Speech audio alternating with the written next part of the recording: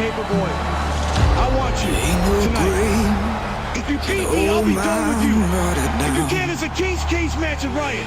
There ain't no grave can hold my body down.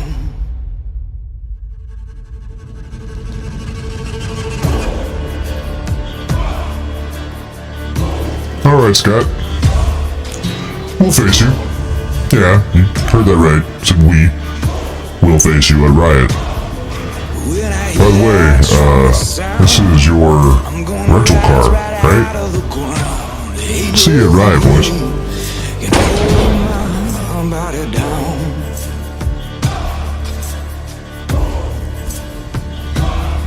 Well, look way down that river, and what do you think I see? I see a band of angels, and they're calling out to me. There ain't no grave can hold my body down. There ain't no grave can hold my body down.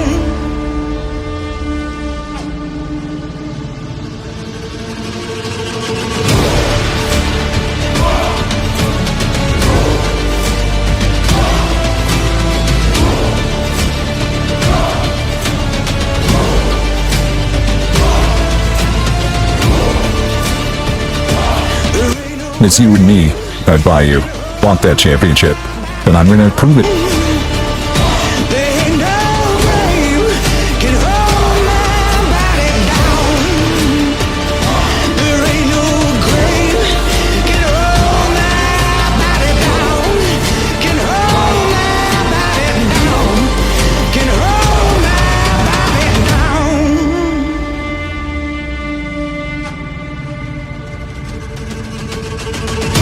Throw me away to the wolves, cause I'll come back leading the pack. See you real soon, bro. I'm getting really tired of people blaming me for shit that I have absolutely no control over. Our match, Bayou Brawl, it's going to be a false count anywhere match, and I'm kicking your ass because I'm tired of this shit. We'll see you there, buddy.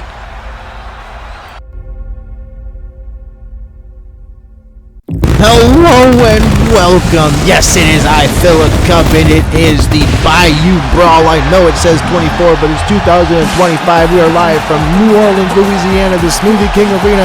I will have a special guest tonight, and we are not wasting any time. We are getting directly into the matches. Like I said, we are in New Orleans, Louisiana. We are at the Smoothie King Arena, and let's go. And like I said, everybody, we're getting right into it. We're not really even taking much of a break, but we are going to give Longfellow a moment to say something.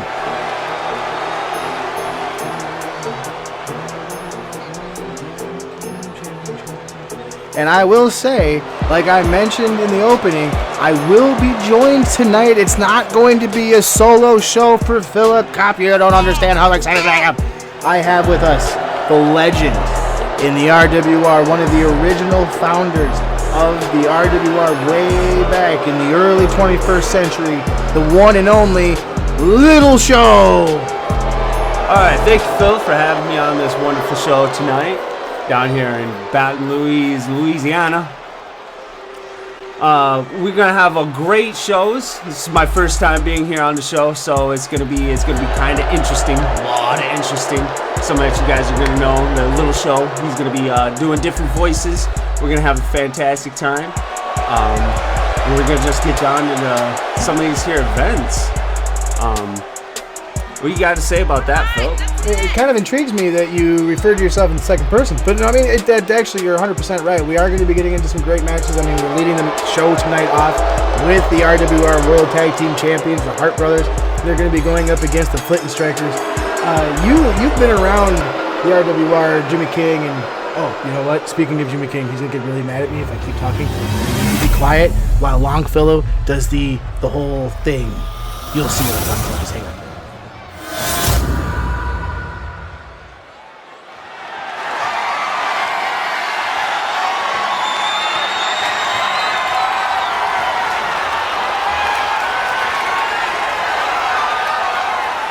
Okay, Is that it? You done? Okay, cool. So, Longfellow's done talking. So, like, all right. So, Show, here's the deal, man. Like, you know your uncle, man. He kind of gets a little annoyed when I am kind of critical of like his entrance and stuff of that nature, and he'll take stuff away from me. Because as you can see here, I have a jar of Jimmy King's coffee joint coffee. Do you smoke, by the way? Yeah, actually, I do. Oh, beautiful. Okay, so while we introduce this match here, we have a tornado tag table match. So it's the Hart Brothers versus Flint. This first person to go through the table loses the match. I suppose this is probably going to go on for a little bit. Do you have time, boy? Yeah, that sounds pretty good to me. That's right. Yep, we're definitely doing it. Okay, so we're just gonna pack this bowl up here that I already got packed up. And I'm just, you're the guest, so I feel like the guest should smoke first. And those of you out there that are, you need to know, he is a fully grown adult male smoking coffee. Yeah, that's what it is. It's coffee. Yep. That premium Jimmy King's coffee. Only found at Jimmy King's Coffee Joint. That's why it's called Jimmy King's Coffee. Lighter, thank you. Kind of used the cold right in the lighter there. And like, I know you guys are probably sitting here wondering, like, we're like 5, 6, 7 minutes into this pay-per-view, and these guys really haven't talked about wrestling at all. Welcome to the RWR, because I've not ever had somebody on the commentary with me before. So this is fun. Cheers.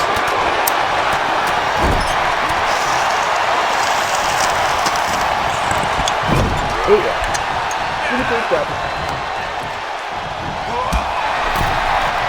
So, Little Show. Why do they call you Little Show? You're kind of a giant fucking dude. Well, because when I was about 8, my uncle and his best friend actually got into wrestling. And so I needed a ring name, and so that's how my favorite person was Big Show back in the day. Oh yeah, we know Paul White. He's been around here before. Yeah, and so obviously Big Show was already taken, and I wanted to be kind of just like him, so I became the Little Show, and that's how I got that name. And then you grew into a gigantic tree of a man. Yeah, hard work, dedication kind of puts it in, and dedication makes you turn into a fucking stone. You're a boulder, man. You're huge. Well, I mean, like I said, dedication. You have to be willing to put in. Oh, there's a pin. I thought this was a tables match. What the hell? Okay. So, fun fact.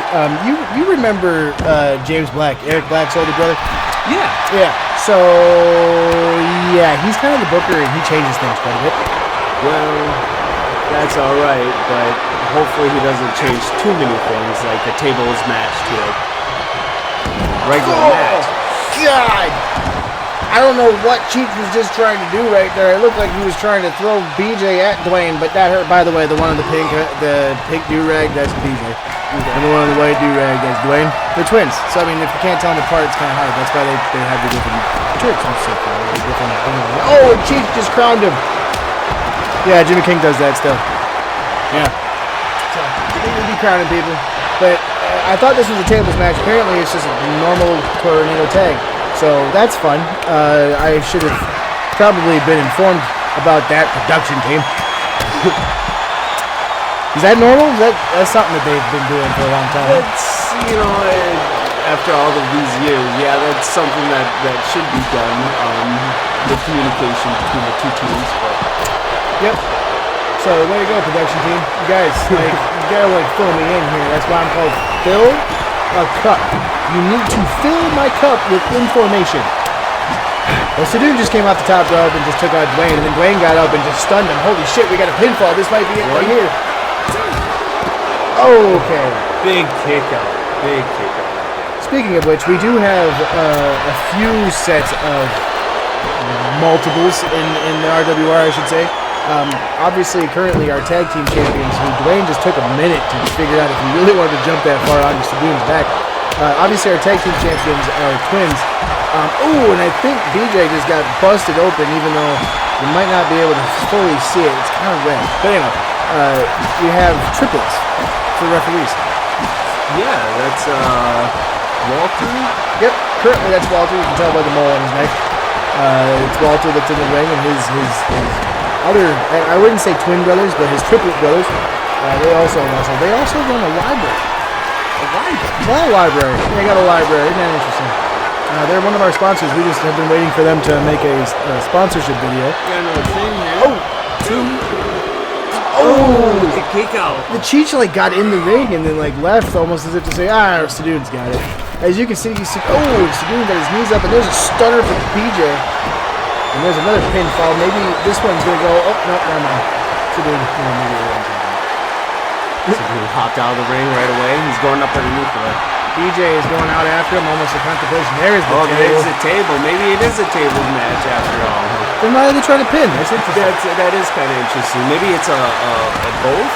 Maybe a tables match with a regular match. I mean, if that is the case, that's new. We hadn't heard that. The spike pile driver for BJ on the outside. As you can see, the crowd's just standing on concrete. That mat out there is only about maybe half an inch thick. So BJ's head just bounced off of solid concrete. So no wonder he's kind of dazed and confused on that barrier right there. So back in the early, there is a bat to the back. Back in the early days of the RWR, while training and learning the ropes as far as wrestling goes, how was the indie scene for a little show? Was it hard to kind of break into the indies when you're going off of a name like the Little Show and you're so fucking huge? Yeah, at first, because it kind of confused people. Obviously you're thinking Little Show, so you're thinking, just a small, regular type of person. But I mean, when Jimmy King told me that his nephew Little Show would be doing commentary with me tonight, that I'm thinking a little dude, and you're definitely not a little dude. Well, that's what's going on outside the ring here? There's a stunner inside the ring. There's a pinfall, but Sadoon is occupied. Oh my God, there it is right there. The Hart Brothers just stole the victory, and Sadoon is pissed. You can even see it. BJ pointing at his brother like, you fucking scoundrel. Couple of the replays here, a couple of kicks from Cheech, taking him down hard. There's that stunner to Sadoon earlier on in the match. Great production team shot of the crowd's arms. We are going to have to take a quick break to give everybody a moment. Little Show, you're going to be hanging out with me a little bit more? Yeah. We will be right back, everybody, and then we will be getting on to our next match of the evening, which I personally don't remember what it is now. Oh, yeah, it's going to be Steiners versus Paperpool in the King's Cage.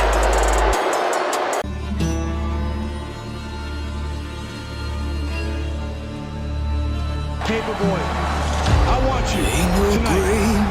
If you beat me, I'll be done with you. If you can, it's a King's Cage match at Riot. Ain't no grave can hold my body down.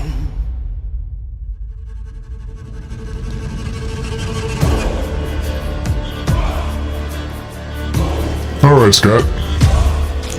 We'll face you. Yeah, you heard that right. Said we will face you at Riot. By the way, this is your rental car, right? See you at Riot, boys.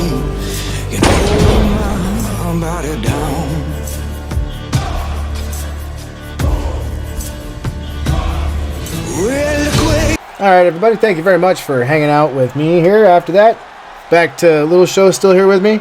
Yep, I'm still here. Hey, Longfellow, go ahead. The following match is a King's Cage match. Introducing first from Michigan, Scott and Rick, the Steiner brothers.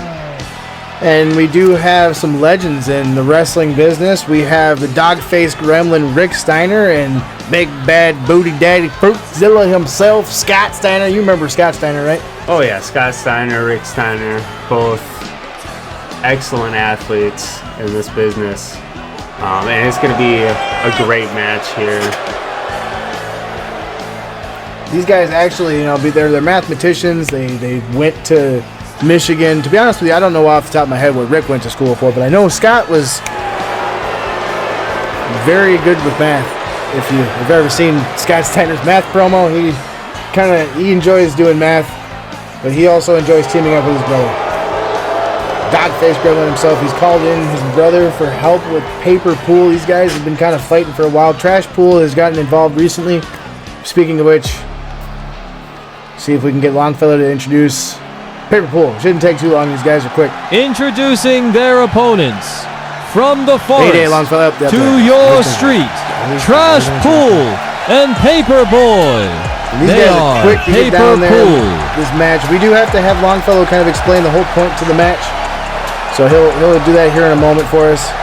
I'm not entirely too sure like the full extent of what the match is. It kind of sounds complicated, but we'll have Longfellow explain it to us here in a moment. We've got Trash Pool and Paperboy. The King's Cage match is No, it's fairly Paperpool. simple. The only Yeah, way Longfellow. you can win is by knocking out your opponents. First knockout wins. All right, never mind. I guess it's not that complicated. So it's a King's Cage match. You got to knock out your opponent. Yeah, and that's going to be a great, entertaining match here. These guys, they have a full playground to kind of play in. Has there ever been a time that you've kind of been in a cage match situation in your career as a wrestler? So yeah, I was in a cage match, AAA death match versus the Vampiros. You wrestled Vampiro, Yeah, down in Mexico. the vampire demon. You met that guy. I cannot believe he's even still in the ring at this point. Especially in AAA. I mean, AAA, they're known for their death matches, and that's not exactly a easy environment to go into with a cage match. So I mean, props to you. Props to you. There's always kind of someone that you always go up against in wrestling that makes you go, oh my god, that had to hurt. Like right there where Paperboy just got thrown into the cage by Rick Steiner, who kind of just slapping him. Look at that, he's just slapping the shit out of him. Just look at him, just taking the big swings on just slapping him. He's like, there's no respect. He's just slapping the absolute shit out of him. No, Paperboy finally got out of the way. But there's moments where and a huge swinging side slam right there for Trash Pool from Scott Steiner. It's always hard to pay attention to everything that's going on in a cage match when there's more than two people in the match besides just the ref. Which, by the way, if I remember correctly, that's Thaddeus in there. I believe that is Thaddeus. Yep. There's Thaddeus in the ring. We got a call sheet right here in front of us. It's hard to tell them apart between Thaddeus and Humphrey because Humphrey and Thaddeus actually. Wait. Actually, that's Humphrey. That is Humphrey. Yeah. Okay. See, well, it's hard to tell between those two. Walter's got this big, huge German suplex for Trash Pool. Goes up to the top rope. That's a long distance up. Okay, he's gonna tell Scott Steiner to get up. That was a great distance for him to try to jump. And he gets off. What was that about? Why didn't he get off on the rope? Okay, whatever. So he's gonna hit him with a chair. Oh my goodness. The production team actually, I think, taught something for a change. That's why we're focused in so close to the ring there. So we've got Scott going up against Trash Pool. Rick is going up against Paperboy. Kind of. I don't know really what they're doing out there. But we've got this King's Cage match, which I don't know if you heard the stipulation or not, but it is knockout only. Has there ever been a time that you've gone up against someone and they've done great pain to you that really kind of caused... Oh, wow, they just busted through the cage. Just fucking slammed it through the cage. Oh, my God. Guess that wasn't really a sturdy cage. I mean, it is Scott Steiner. He's a big man. There's a double axe handle right there from Rick Steiner that missed. Yeah, is there ever a time that you face someone that they put you through the ringer and really brought you a lot of pain, but you still were able to persevere through the match?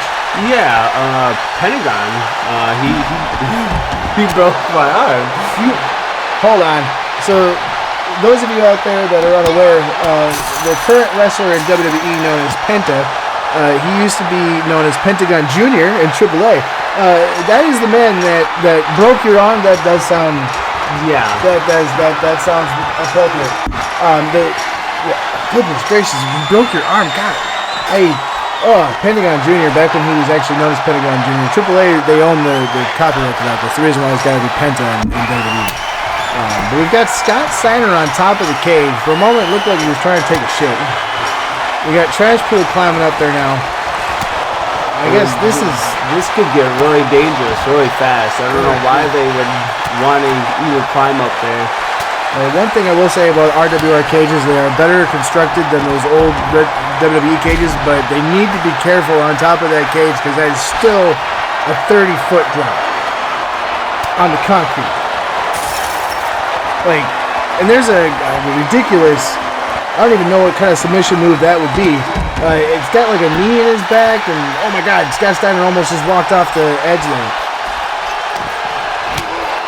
Oh my goodness, and a spine buster into the cage.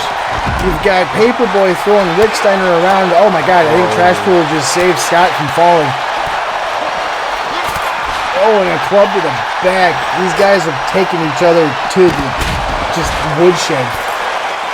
I don't know if you know anything about the Paperboy and there's another submission move.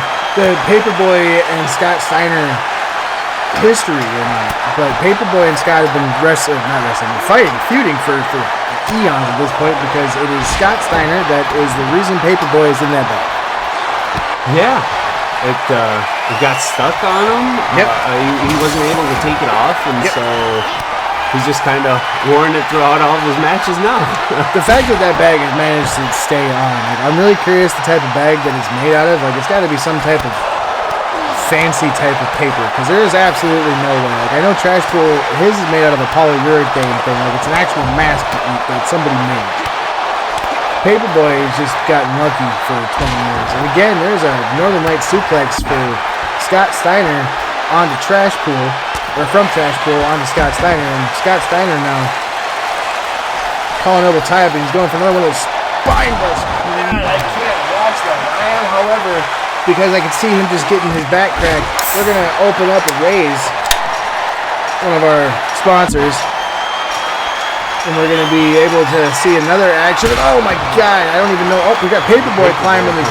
Oh my God, these guys should not be on top of the cage right now. There's a flatliner for Trash Pool out of Scott Steiner, and he's just throwing him around. And this is what I mean right here. I think this is part of the reason why this match is one of the more dangerous matches, because you got Rick on top of the cage too. They have to knock them out. Okay, so it's not as simple as just a pin where the opponent can just give up and let you pin them. You have to knock them out.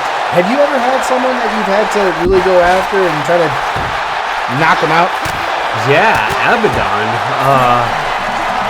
Hold on. So you guys, you know what? You keep coming up with these crazy people that you wrestle next. Oh my God! They're dead. They've got to be dead. Look at Scott Steiner's legs. Look at his legs. Their legs are broken. What is Paperboy? Paperboy comes down to check on Trash Pool. Trash Pool must be maybe not okay. I need to smoke after that. That was just this is emotional support coffee from Jimmy King's Coffee Joint, because those men just fell 30 feet off the cage, and Trash Pool I think is broken because he's just walking in place. Scott Steiner's walking around, and he's a genetic freak, literally a genetic freak. He calls himself that. And Rick is on top of the cage beating up Paperboy. I don't know what the fuck's going on. What do you think is going on there, little show? Honestly, this match has turned completely sideways and everything. Just at the throwing off the cages, they're both down. You've seen the legs. God, just a fireman's carry. Just Rick Steiner just taking Paperboy down. If it's not bad enough, Scott took him out when he was younger. Rick's taking him out now. Do you want some coffee? No, I'll pass on this one.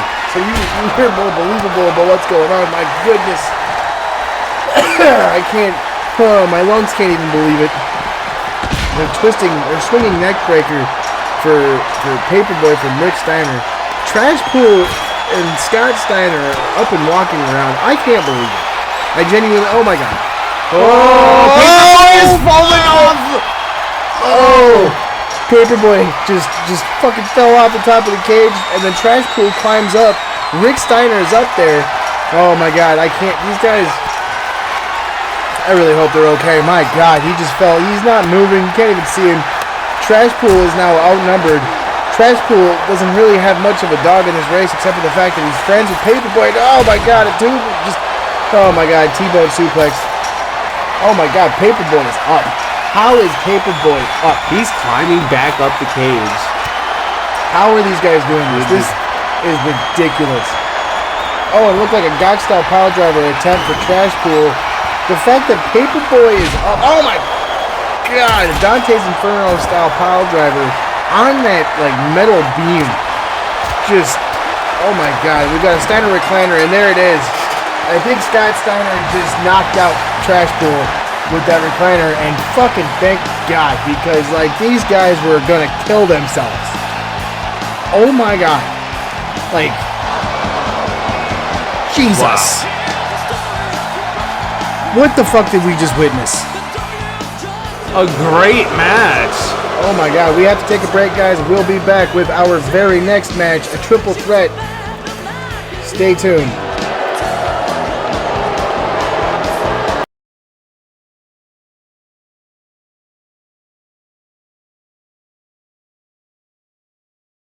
I can't even believe that those guys walked away from the ring after that. I can't, but we're going to send it down to Longfellow.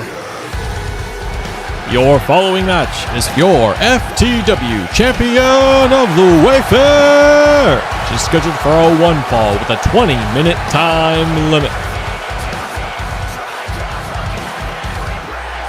From the shadows of the East Coast, Vex. We've got Vex coming down here. Vex has been kind of vexing people, pardon the pun, since coming into the company. They have been all over the place. First, they were after Beck Smith for the world title, and then they turned their attention to Sunwolf for the FTW Championship of the Wayfair. In my Lanta, is that a mouthful? That sounded like it. It used to just be something else, and then they decided to call it something else, and now it's like, good Lord, guys, it's so much to say. Like, why do you do this to us? Like, come on, guys, like, make the name easier. But this match that we have coming down here, it's a triple threat. We've actually, both of our singles titles for the FTW, they're triple threats tonight. So, both of those matches should be interesting. Triple threat rules in the RWR are kind of interesting. There is count out, there is disqualification, but the ref still has a little bit more control over what their discrepancy is of those rules. So if they decide that they're going to go with something, they're going to go with it, and we just kind of have to roll with it. Which, I don't know if you've noticed, but that's kind of part of the course. Yeah. So we do have, I believe this time we do have Thaddeus in the ring. He likes to check in with us. Yep, there he is. Hey, buddy. How you doing? Hi. Yeah, have you met Little Show? Introducing the challenger, hailing from the bayous of Louisiana, Otekah! Longfellow has this thing where he can hear me, but I can't hear him. So he likes to interrupt me a lot. He thinks it's funny that my name's Phil a Cup and my daughter's name is Emily, because MT a Cup is what he calls her, because her middle name is Tanya, so it's Emily Tanya a Cup, so it's MT a Cup. He thinks it's funny because she's an empty cup. You think that's funny too? A little bit, yeah. I've been sharing my coffee with you, man. I mean, hopefully Emily's not listening, because it's a little bit funny. It's a little funny. It's a little... From LaCourre, Wisconsin, she is the FTW Champion of the Wayfair, the Signal, the Jingle and Nemo, Sunwolf! Okay, like, you didn't have to really say it quite like that. Okay. Longfellow, like I said, he can hear us. We can't hear him until he starts talking. So, he's always a smartass. And even when he's doing the calls, he's clearly a smartass. So we actually have our champion of the Wayfair, the fourth champion of the Wayfair. The Wayfair Championship, unfortunately, or fortunately, depending upon how you look at it, has been the championship that's changed hands the most in the RWR. Mainly because there was a tournament at one point for it, and then there was a best of series for it. So they try to keep it interesting, and now there's a triple threat for it. So who knows what's next? Maybe a elimination chamber. Foreshadowing. I didn't say that. Did you say that? No, I didn't say that. Oh, that's the editor. So we have Otekah in the purple and yellow. This is more for show, everybody. Otekah in the purple and yellow. Vex in the black with the red in the hair. And Sunwolf with the black with all black in the hair. Okay. Hopefully that's not too confusing. But we'll see how that goes. We have two competitors who enjoy the color black, and then we have Otekah, who just looks like she came from a Viking game. Yeah, those Vikings. But you see, the thing is Otekah is the hometown girl. Actually, she's from the Louisiana state, at least. She's not from the area. She's actually from the higher part of the boot, as they would call it. But she's still, you know, home state girl. She's one of the only people on the card that's from the area that I'm aware of. So one thing I've been meaning to ask you, little show, is you used to be in a lot of triple threats back in the day. Jimmy King and his brothers always talk about how back in the day you were involved in triple threat matches. You were their referee. You were all over the place. When you're in a triple threat, do you focus on one competitor and just kind of have the one person come in as it goes? Or do you actually try to take care of both of them at the same time? You know, you kind of work on one at a time, but sometimes you just let the other two wear themselves out. So you're saving on your energy. So you conserve energy in the corner, letting them do their thing. Correct. Unless they come after you, then you have to go after them. So I mean, is that a tactic that you used to use back in the day when you were wrestling with your brothers? Oh, absolutely. Okay. Absolutely. So okay, I mean that makes sense. That does make sense. I mean, I've seen many a Jimmy King and Eric Black match, and we're actually going to be seeing one later on this evening. So maybe you could actually give us a few tips and insight on what's happening. Oh, and there was almost a pinfall right there, and Sunwolf just saved her championship. And over the title, or over the top rope, there goes Vex. See, I've been doing this for a long time, and I still mess up. I still fuck up. That's probably part of the reason why they put me here, because they know that I'm going to screw up all the time, and people will find it funny. There's a big clubbing blow to the back of Sun's head. Where did I put my raise, damn it? There it is. Make sure you check it out, guys. Raise brought to you by Rep Sports, one of the sponsors. Jimmy King and Zach Rosedale, the North Squirrel, have codes. I believe Eric Black had a code as well at one point in time. I think he still does. I just don't know if he uses it. Oh, there's a pinfall. This is a Falls Count Anywhere. I didn't know that. Okay, so there you go. Triple threat match is apparently a Falls Count Anywhere matches. Who knew? The editor. Yeah, the editor knew. Could have told us, buddy. Okay, they're in my ear. They're called a producer. Okay, well, you know what? The producer could have said something, because you know what? I'm tired of going in blind. Christ. I'm just gonna sip my raise quietly so it doesn't come up on the mic. For the record, I tried to have it come up on the mic. But we've got Otekah out here now going after Sun. Vex is going after Sun now as well. This is what you're talking about, where like you kind of go after one competitor, but if another competitor comes at you, you just kind of deal with them as they come. Yep. That's what you're talking about? Yeah, absolutely. Okay. I see. Have you ever did that though? Yeah. You see how Vex kind of just threw Sun and Otekah into the ring, and she just kind of stood outside the ring, kind of like, hey, do you guys' thing. And that's exactly what they did. Yep. And then you got Otekah out there. She's kind of doing her same thing. She's talking to the crowd. She's kind of putting on a little bit of a show for the crowd, saying a thing or two.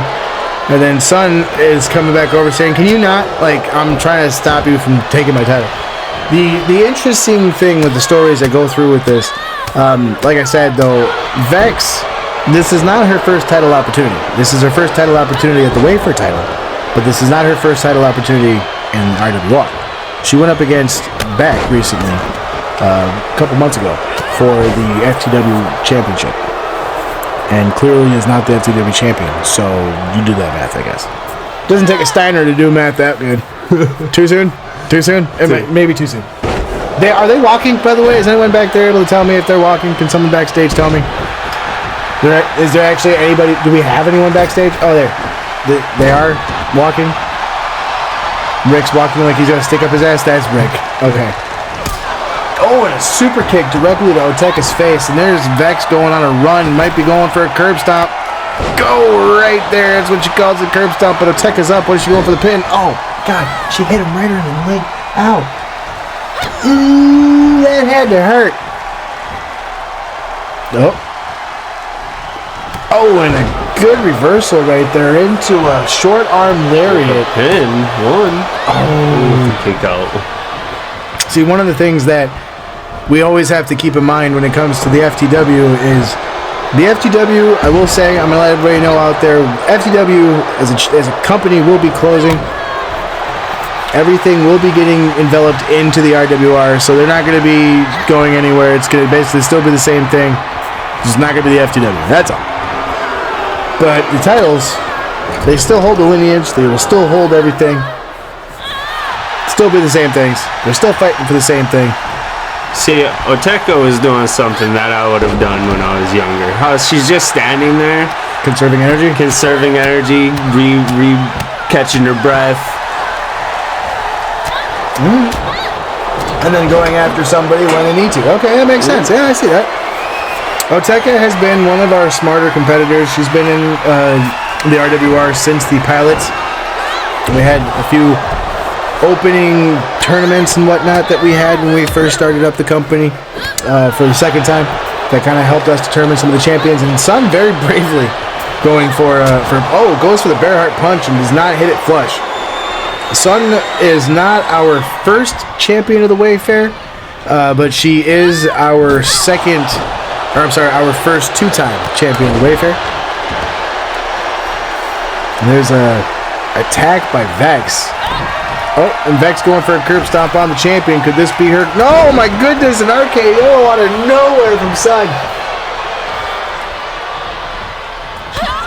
And there's a kick to the stomach, and then we've got Vex, who just recovered from that RKO like it was nothing.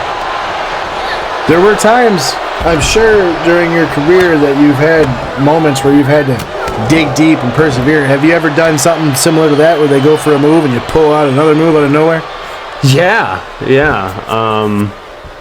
The choke slams. I used to reverse those all of the time.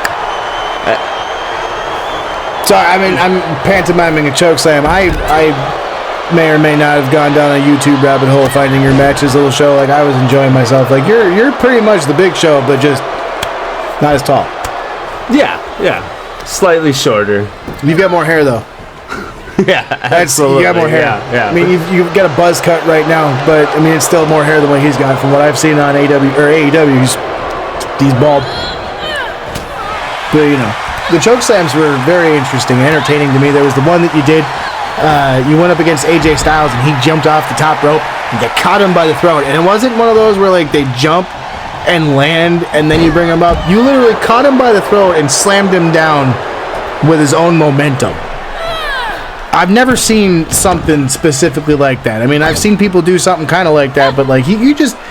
Boom. Well, I kind of picked that up off of Big Show. He kind of did that to Rey Mysterio a few times. He did. Yeah, he did. So I kind of learned from the best. So wow, yeah, okay, you're not wrong. He definitely did. I do kind of recall him doing that. So I mean, you pretty much fashioned your career to almost mimic the Big Show. And wouldn't you know it, now you're the only show in town. Yeah, we've got a pinfall. This could be it right here. Could Sun save her title? She does save her title. But Vex is very upset and goes for another stomp. This one actually hits flush, though, as Otekah stands up. She goes for a pin. Oh, my goodness. The near falls are ridiculous. So choke slamming Rey Mysterio, or watching Big Show choke slam Rey Mysterio, is what gave you that iconic moment of choke slamming AJ Styles. Well, you know, I mean, I believe it. It makes sense. But you know, you broke his windpipe doing that.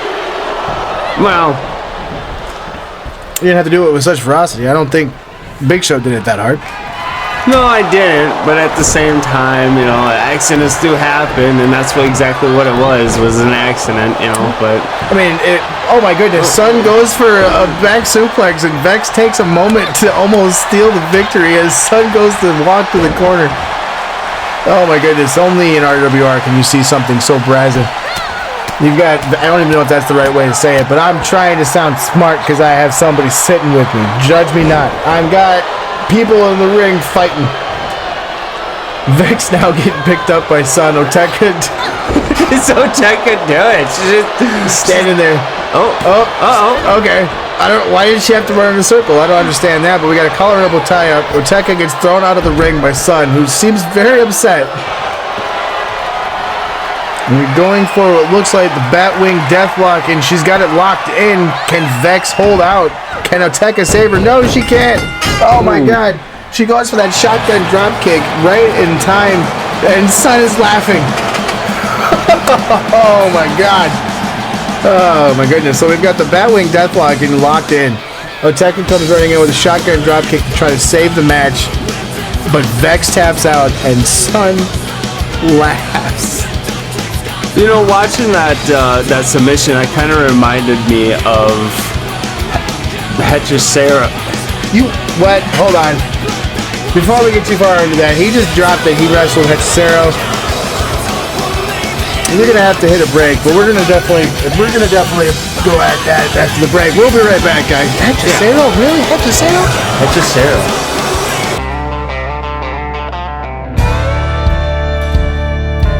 Fairfield gets hot in the summer, so does Baton Rouge. Never bother me much, cause I'm never staying on, always just passing through. Never did meet my father, never did have no son. So when my time is over, oh, my name is dead and gone. I'm on a last train to nowhere, and it's running right on time. I'm in no rush to get there, right until the end of the night. I'm on a last train to nowhere, just like Getting right back into it, we just saw Sunwolf retain. We're going to let Longfellow explain. The following match is for the Revolution World Ring World Championship. It will have a 60-minute time limit. So there you have it. We have a World Championship match.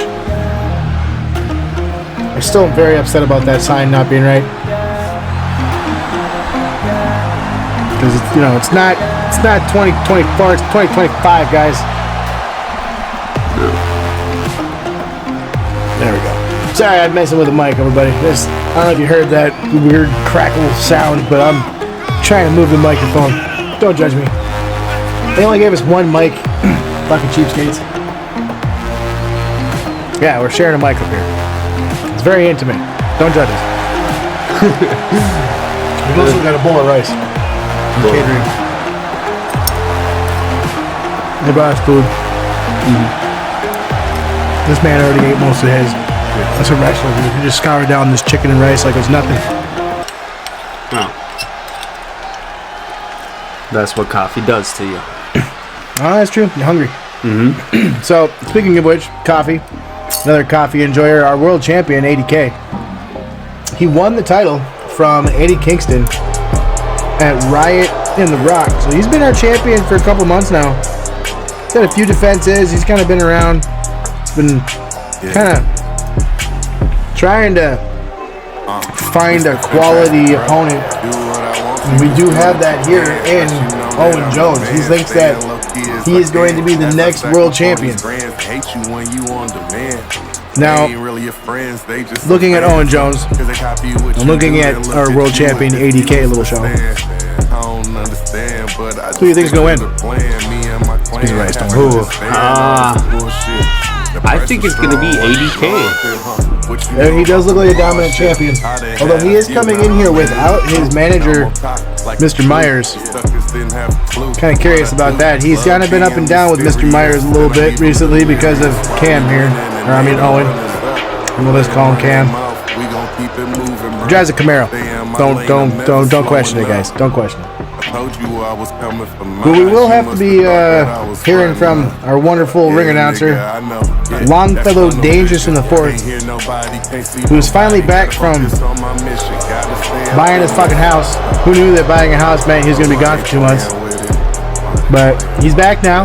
I'm looking dapper as ever. I'm stalling a little bit because he's taking his sweet ass time to get down to the ring. Hurry the fuck up, Longfellow. Jesus Christ, even ADK is looking at you like, hurry the fuck up. Okay, he's getting down there. people what I'm saying. Dude, I just want to finish. Don't look at me like that. I want to finish my fucking rice bowl. And I ain't letting up, never said I'm getting glared at. I can't see us up here, guys, but we're in a luxury box. He's glaring at me. Okay, finally he's gonna start talking. Okay, so we're gonna eat that rice bowl. You guys just listen along, fellow, and we'll be here. Okay, cool.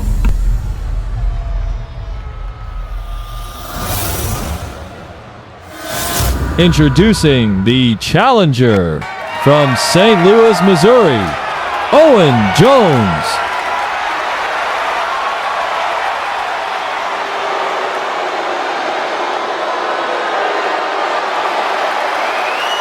From Detroit, Michigan, your RWR champion, ADarkKnight, ADK. All right. Thank you, Longfellow, for like the not so long introduction. I thought I'd have time to finish my rice bowl. Little show did. Oh yeah, scarf that down. Take no time. Catering came in and gave us some rice bowls, chicken and rice. Actually, fairly decent. I had to church it up a little bit though. Cook burnt the chicken. Rookie. But we've got Owen Jones versus ADK. Owen Jones comes out striking. Jones has that heart-inspired gear. He draws great inspiration from the Heart Foundation. And he goes for one of the Jimmy King versions of that double axe handle, that crown, and he gets caught by ADK. Have you ever been hit by the Jimmy King crown? A few times, yeah. So back in the day when he was perfecting it, was it as effective? No, absolutely not. Not when he was first trying back in the day. He'd miss a lot. He still misses. Well, yes, this is true. He does. I mean, he misses quite a bit actually. Just recently on an episode of Ambition, I'm pretty sure he had a complete airball when he went for it. Yep. That probably just made me lose coffee, but sorry, Jimmy King. Be better about your fucking jumps. What do you want from me? Don't just, spam it. 80K now. Kind of. See my chopstick fall like that? I did. There's a ghost in here. Pulled it right up out of the bowl. We are in New Orleans. By the way, I don't know if I mentioned it earlier, guys, but we are in the Smoothie King Arena in downtown New Orleans. We're in the Garden District, actually. We're on the edge of the Garden District in downtown. And ADK looks like he's about to put the figure 4 on. What is his toe doing? Okay, we're good. Never mind. His toe's not doing anything weird. I am being told this is a submissions match. Interesting. I didn't know that before. Okay. Producers, the fuck, man? The call sheet doesn't say shit about it. Oh yeah, it does. It does say it's a submission match. All right. Well, you know what? That's on good old Philip Cup for not checking the call sheet. I'm showing you bad etiquette here, a little show. I'm sorry. We got a sharpshooter attempt. It looks like from Owen. Fitting sharpshooter from Owen. That is. But ADK just kicks him in the face. I had to have a sip of my Rays. Don't forget, guys. Rays Energy. Make sure you get your SAF-STEM and use the code on the screen. Otherwise, you won't get anything for free. I can't rhyme that fast, dang it.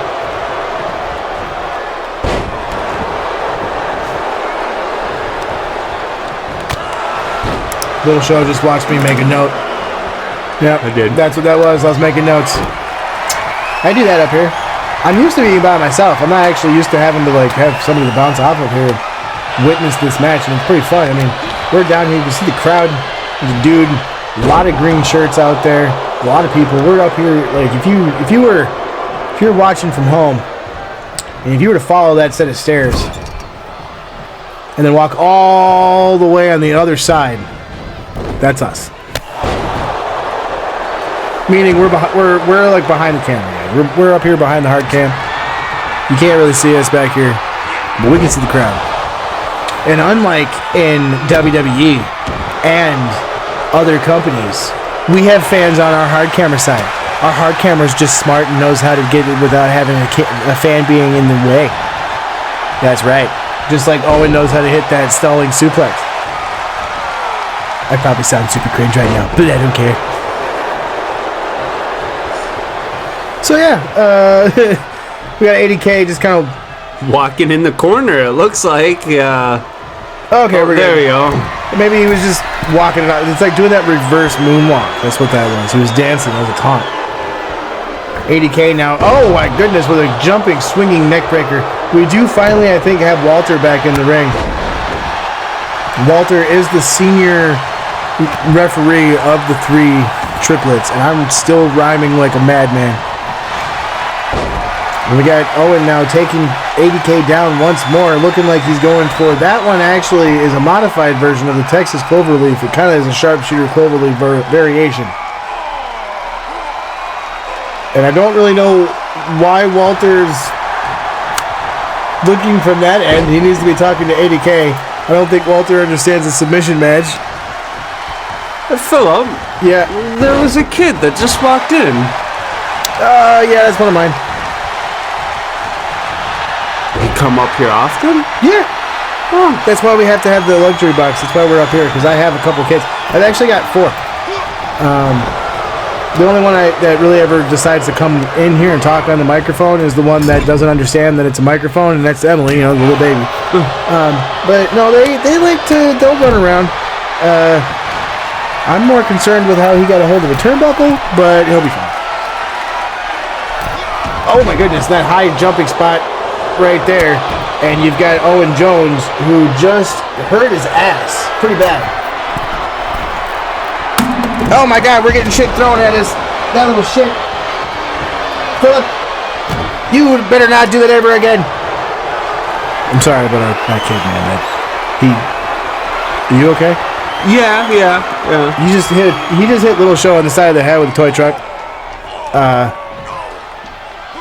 You sure you're okay? Yeah. You're kind of like spinning in place, man. Your hair is even a little disheveled in that one spot. It's like sticking up. Philip, god damn it.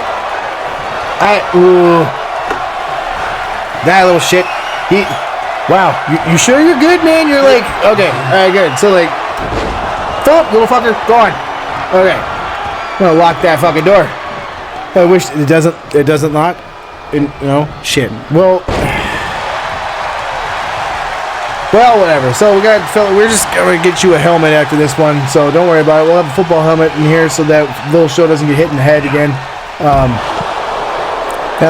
Anyway. So I don't even know what just fucking happened in the match. I'm pretty sure Owen just got annihilated by ADK. He just threw him out of that shit. He just pretty much hit the ground as hard as my son just hit Little Show in the head with that truck. That was, man, that really, are you sure you're good? Like, that hit you pretty good. Yeah, I think I'm alright. Alright, so you didn't make the sound like the Colonel from The Waterboy, so you'll be alright, I think. You know, like that guy, when he gets hit in the head with the football or whatever the fuck it was. What was that he got hit in the head with? Was it football? Yeah, it was football. Yeah. Okay. Everybody over here just listening to us. Oh my god. ADK just missed completely. ADK is not known for his aerial acrobatics, but clearly that's why, because he just totally missed. And we got a Russian leg sweep now. Owen has taken the opportunity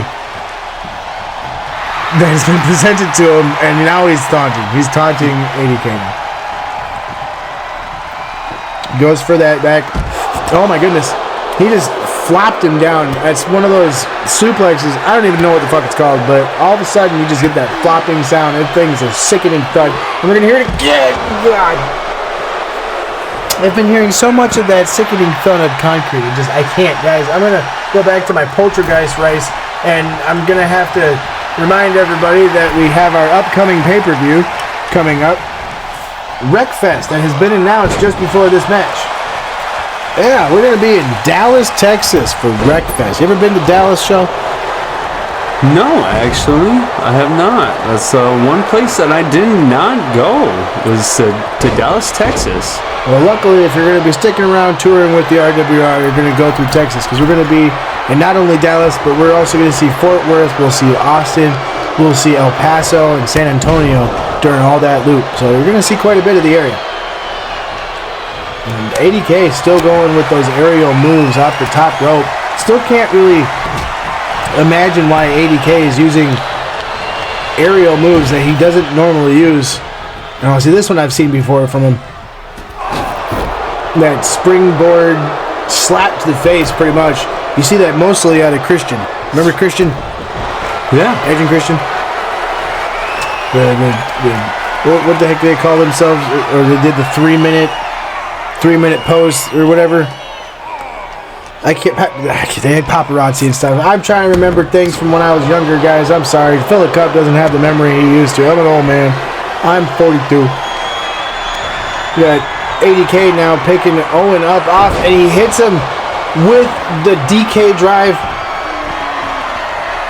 Owen Jones now being assisted back up again. And ADK again with another DK drive. He can't pin him, so what is he going to do? So I do remember you had a match against Hechicero, you said, with submissions and whatnot. When going up against Hechicero with submissions, what is one of the things you got to try to do in a submission match? You got to when you're locked in a submission. Usually it's just trying to get it into a different position, like your hips move depending upon the submission hole, right? Yeah, you really want to try to break out of that submission, and there's a few moves that once you get into it, it can become painful. I can see how this one right here can be kind of painful for ADK. Could he hold out right here, or will we have a new champion already? No, he does manage to hold out. And is that part of the resolve as well, is just making sure that you have the willpower to hold into that pain? Yeah, absolutely. We have Owen now descending to the top rope. Big flying elbow, and he misses completely. ADK gets out of the way. Now ADK is going to whip Owen into that turnbuckle. Oh, and a kick to the midsection. That's not going to fare well to his disposition if he gets stretched. And it looks like ADK is going for that powerbomb again. So when getting put into a hold, what about when you get put into the same hold? What could ADK be going through right now? Is it the same thing where he's like, well, I know how to get out of this? Or is it, oh my God, my back? It's you're getting that same pressure, that same... Who's got that chin lock applied? The same pressure in that exact same spot, so... Tapped out! He tapped out. ADK won. ADK got him with a simple. Oh my God! He had him with a chin hold with his knee to his back. He must have either almost made him pass out, or I can't. I'm sorry, guys. We were in like mid-sentence there. We're gonna. Wow, I'm actually really surprised with how quickly Owen tapped out from that. We'll have to hit a break, but when we come back, we'll talk more about Hechicero, Little Show, and then we are gonna go see Loba. Oh my God. And ADK is not done with Owen Jones after the trouble he's had with him. But we will see the FTW World Championship match, and we will talk more with Little Show about Hechicero when we come back.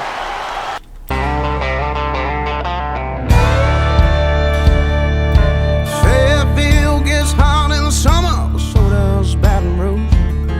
Never bother me much, cause I'm never staying long, always just passing through. Never did meet my father, never did have no son. So when my time is over, all my name is dead and gone. I'm on a last train to nowhere, and it's running right on time. I'm in no rush to get there, right until the end of the night. I'm on a last train to nowhere, just like Thank you guys for hanging out. I appreciate it. Thank you for staying tuned. We had to clear the ring. ADK was pretty mad at Owen. We're going to turn it down to Longfellow. Your following match for the FTW World Championship. Introducing first, And we got Prommien coming down here. Prommien is our 2025 Riot Maker. I don't know if you were privy to the Riot Maker there, Show? No. All right, cool. That means I get to talk about it. So at Riot in the Rock, we have this match for both sides, both divisions, and that match is called the Riot Maker match, and it's a four-way elimination style match. I was about to say fatal four-way, but a fatal four-way is typically when the first person pins loses. So it's a four-way elimination style match. 4 people enter, you get pinned, you get eliminated, you get pinned, you get eliminated. 2 people left, you get pinned, you lose. So Prommien here. That's our 2025 Riot Maker for the FTW. She won that championship, or that match.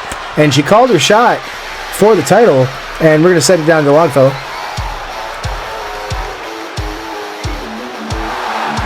MAscara de Loba. And then we got Loba coming down, who inserted herself in this entire thing. Prommien came out, said that she wanted the title, wanted her shot at the title that she won, got it, and then Loba just kind of inserted herself. Don't you love when people insert themselves in situations that they don't belong in? Yeah, absolutely.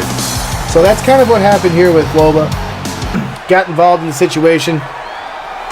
It was supposed to be a singles match, turned into a triple threat. Both of our FTW matches tonight were triple threat matches. We're going to set it down to Longfellow, who is going to introduce our champion.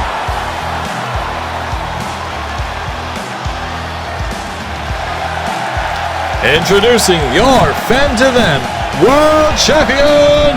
She is immortal. She is Beck Smith. And we've got Beck Smith coming down here. And ever since she won that championship, it's been Beckamania everywhere. Beckamania. Yes, sir. You grew up in the Hulkamania area, just like a few of us did. We've got Beckamania. Beckamania. It's just like Cena-mania. Although Cena's a bad guy now, so we don't like Cena. Oh. How is Cena a bad guy? Well, he turned recently. On who? On Cody. Cody Rhodes. Oh. Yeah. That was at, I believe it was the Elimination Chamber back in February. Oh. Yeah. I mean, we're well into May, so I mean, WrestleMania already happened. If you guys haven't seen WrestleMania, we're not going to give you spoilers. But we do know that Cena's on his world tour because he's retiring, but he's still a bad guy. Well, he gave us 20 good years and everything, so. I mean, he's a Dr. Thugonomics, man. I mean, like, you can't let that go. At home, I got the spinner belt, the championship, not the world championship, but the U.S. championship belt. I have that sucker. Yeah, I've had that since I was a kid. I used to have, like, Thugonomics John Cena, too. Even with, like, the chain, that shit broke off one time. I threw it at my nephew. Did you know? I did. I sure did. And he complained about it because it hurt. Well, I'm sure it did hurt. There was also one time when we were younger, I hit him with a keyboard because it wouldn't work. I don't remember why it wouldn't work. Oh, wait. All right, Longfellow.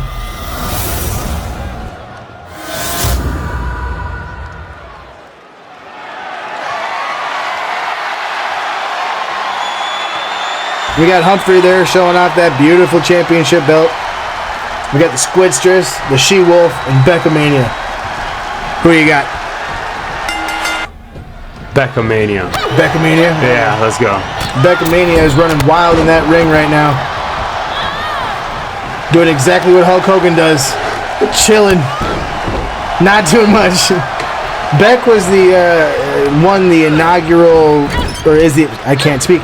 Beck is the inaugural FTW World Champion. She won that belt at beginning of Baltimore after the championship tournament that was taking place in the pilot matches, like I mentioned earlier in the evening. Prommien and MAscara de Loba did also pop up in those tournaments as well. Beck was the only one that managed to make her way through it. In fact, when going through the tournament, if you lost in that tournament, that entered you in the tournament for the Wayfair title. Yeah, that's how they did that. Same thing with the RWR World Championship and the Chippy Wrecker title. So if there's ever a time that you get mad at Jimmy King, you can remind him that the only reason why he's the inaugural Chippy Wrecker champion is because he lost. Yeah, that's right. Yeah, it's kind of a weird look, I know, but the only way that Jimmy King got into the Chippy Wrecker Championship tournament was by losing in his opportunity in the RWR World Championship.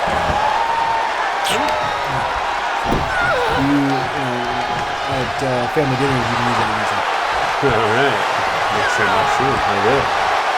Next time, okay. Well, I didn't mean that, but I guess now I'm gonna have some of my Jimmy King coffee during coffee while I still have an opportunity. Because he's gonna take it away from me. I just know. After this pay-per-view, I guarantee he's gonna take it away from me. I'm in trouble. I am in trouble with Jimmy King. I'm sitting here with his nephew. I'm getting ideas. You want some? Yeah. I'll give you some. You want it? Here, I'll hit it. Some sound it is. Oh my god. Recovery. I'll get it. I got it. It's a rescue mission. If you can't, make sure you put a sock over your vacuum cleaner. A clean sock, obviously, that is, and you get it up like that. It has to be a clean sock? Well, preferably. That's really all I've got is dirty socks right now. Wow. Guys. Would anything else work? Man, it's a desk. Wait, I'm not going to use the vacuum right now. It's on my desk. I'll just pick it up. Got him. I got it.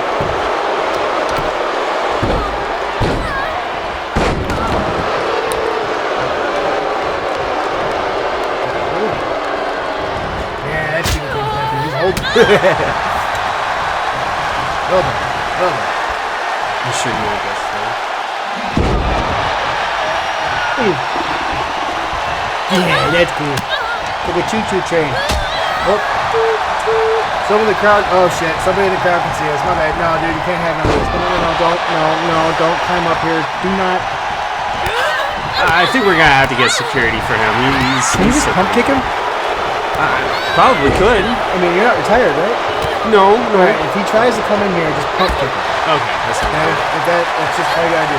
And we're gonna go back to this Jimmy King coffee. That motherfucker gets anywhere near and just kick him right in the face. I mean, you don't really have to lift your leg that high to get over the desk. Look at you, you're a fucking giant. All right, cheers.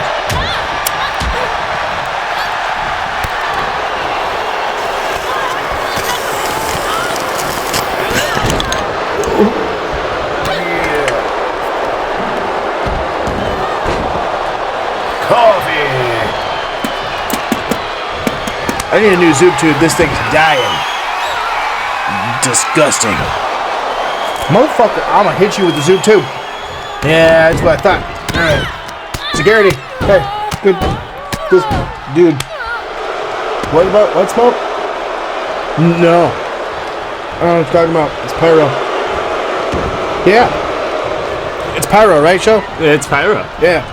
That dude thinks it's something else. No. Thank you. We had to convince them. Sorry. Alright, back to the match. We got Prommien kicking at the champion, going for a code red. Holy shit, she hit that code red really close to the turnbuckle. That was. Speaking of which, where'd Charlotte go with that turnbuckle? Oh, okay. You guys, don't worry about my kids. They help the ring crew. That's why she has a turnbuckle. Oh my, that's a squid future for Loba. I almost forgot what the fuck it was called. This coffee is way too good, Jimmy King. You're making us stupid up here. I'm pretty sure your nephew's just zoned out. He's just ready to kick somebody in the fucking face. Like, he's just got drop kicked in the face by that coffee, like Beck just got drop kicked by Prommien. How you like that? Little segue?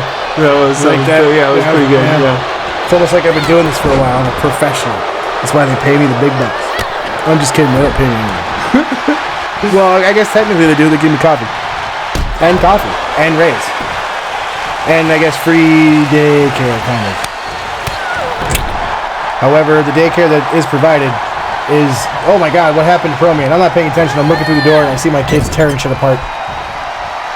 What happened to Prommien? I didn't see it either. You're watching the match, so it's literally all you can see. Well, no, not really. Oh, you're zoned out too. Oh my god, a freaking moonsault thing. Guys, we may have to lay off the coffee. This stuff is way too good. I think this is his plan. His match is next. Oh my god, is he gonna do some shit?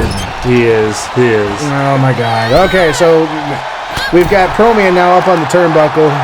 MAscara to Loba trying really hard to get Loba down.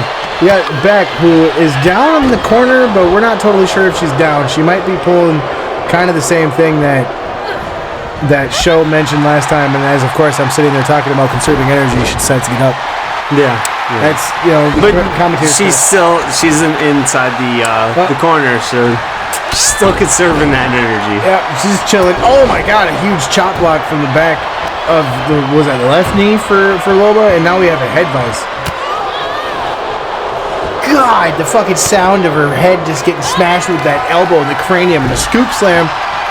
Oh, for a minute there, I thought we were about to see some teaming up, but we do have that immortal leg drop from Beck, who just blatantly in front of Loba comes to the pin.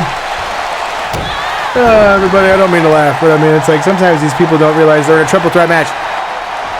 It's like they're computers and they don't know what's going on.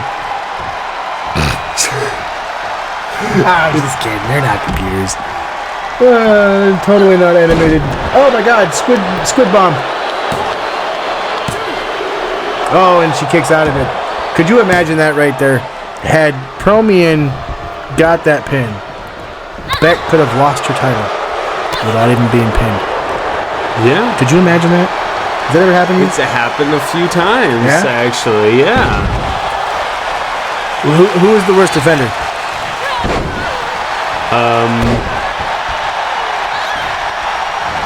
Eat. You mean Eric Black? Yes. Oh my goodness. Of course.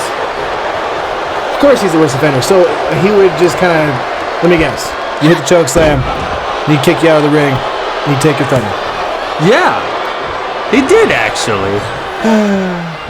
That kind of sounds pretty common for Eric Black. He's done the same thing to Jimmy King a couple times. There was a few weeks ago, they had a match. Jimmy King hit his finisher, tagged him in, comes in, pins the guy. Like he did other work. Well, that's actually kind of when things started to go downhill for them. That's when Eek got all mad and stuff like that. It was the whole thing. That's why we're about to have Falls Count Anywhere match with them. Yeah. Next match? The very next match. Oh. Yep. So we have not only this championship match, but we've got the Chippy Wrecker. Wow, that was actually a pretty cool move. There's a swinging neck breaker into like this weird handstand moonsault type of thing. And then, oh my God, a kind of a wheelbarrow suplex. That's actually, oh my God, that's what it's called. Wheelbarrow German suplex. I'm learning! Oh, my lantern. Oh, a good DDT there from Loba. That's the thing about me, show. A little Philip Cup here. I don't know shit. I never wrestled. I was never in the ring. The most I ever did in the ring was try to get in. Oh, we got a pinfall. But when I got in, I got stuck on the lower rope. So whenever I get into the ring now, I just crawl below the rope. The split future for Loba. Really close to those ropes. And really close to the defending champion, Beck, who says, no, you are not getting my championship. Got Prommien now in a head vice. Beck Smith's got those small hands and a head vice on Prommien's big head. And by big, I mean a lot of hair. She does have a lot of hair. And Prommien out of the ring. Kick to the back. Don't mind interrupting me, show. Like, I know I talk quite a bit. I'm mostly play-by-play, so I gotta do all that stuff. But if there's ever something you want to say, just say, Phil, shut the fuck up. No, you're perfectly fine and everything. I'm just agreeing and watching. Here we go. Enjoying the show. Enjoying the show. I suppose that is. Oh, a good kick to the face right there, or a knee to the face, I should say. I think that is probably one of the things when you come in as a commentator, especially a guest commentator, having never really been around the sphere before. You're not only trying to commentate and help entertain. Ooh, wow. What was that stretch muffler? But you're trying to watch and understand yourself and entertain yourself to a degree because you try to get what's going on. Yeah, absolutely. Well, as an outsider coming in, what do you gather from this match here? A lot. I put you on the spot there, didn't I? You did. It's good though. I mean, when you come into it, and I know people just heard a lot, but I'm gonna fill in the void there. A lot is better than nothing. This is correct. You walk into this, you see three people wrestling. There's clearly a belt in the line. You saw that happen, right? You see everybody kind of going back and forth, doing different things. You got going people up and down. You got people outside the ring. You got boots to the face. And it's just, you've got all these different avenues that you go through, and you figure out that there are certain storylines going on in the match. There are certain people having emotions that other people didn't have before or will have after the match. You know, there's those things happening. So then, that answers a lot. It actually means something. Which, if you come into a situation and say nothing, then you're not really paying attention. Which we're not really paying attention, because I'm explaining that. But we do have a ridiculous code red right there on Prommien, who almost got the win. Did I say that was Walter in there again? I think that I said that was Walter. Yeah, I believe that's Walter. Yeah. Or no, that's Humphrey now. Humphrey, it's so hard to tell all three of them apart. I can tell you that if he doesn't have a mole on the right side of his neck, that's not Walter. He's the only one of the triplets that has a mole, so that one makes it real easy. Okay. Well, we got that triple jump moonsault out of MAscara to Loba, who might steal the victory here. Prommien gets saved by Beck Smith. Beck Smith just coming out of nowhere. Actually, I'm not entirely too sure where she just came from. She was outside the ring for the longest time while we were just kind of going on about how there's a lot going on in this match, and there really is, because you've got variables up and down the bar. Prommien now kicking up and down the bar. Owen takes the legs out from MAscara to Loba. Owen, an interesting pin, but there's a rope in it. Interesting leg schoolgirl pin. Squid future for Loba. Owen gets shoulder blocked from Beck. A very vicious hit for Beck. Oh, and she goes flying. Oh, there's a mandible claw. Oh, there's a rope break. Mandible claw, and you got Beck Smith trying to be fancy, and again, also gets her legs taken out from her, just like Loba did. Knees. Oh, and that axe kick to the back of the head. Oh, and that big swinging head scissors for Loba, and she's out of the ring. This could be it for Prommien right here. 1, 2, 3. There it is, Prommien. Your new FTW World Champion, my Atlanta. She's got to laugh. She's laughing. She did laugh at the end there. She did. That was...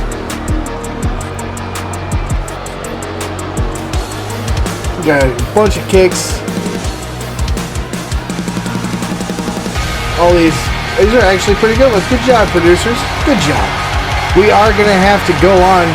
You got Prommien here presented as the champion. Not getting her championship belt right now, but oh, there it is. There's presenting the championship belt. We are going to hit a break real quick, and then we're going to be moving on to your uncle's match against Eric Black. Yes, we are. Throw me away to the wolves, because I'll come back leading the pack. See you real soon, bro. I'm getting really tired of people blaming me for shit that I have absolutely no control over. Our match, Bayou Brawl, it's going to be a false count anywhere match, and I'm kicking your ass because I'm tired of this shit. We'll see you there, buddy.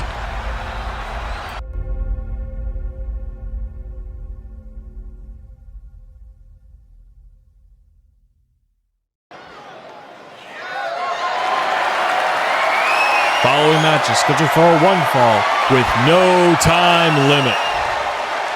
It is for the Chippy Wrecker Championship, and it will be falls count anywhere. All right, you long-winded fuck, Longfellow. Thank you guys for hanging out with us. Longfellow kind of jumped in there and talked before we really got an opportunity. But yeah, so we've got Eric Black coming down here. Obviously, this is for the Chippy Wrecker Championship. You know Eric Black, Jimmy King, very well. I do, without a doubt. We go way back. Tell me something.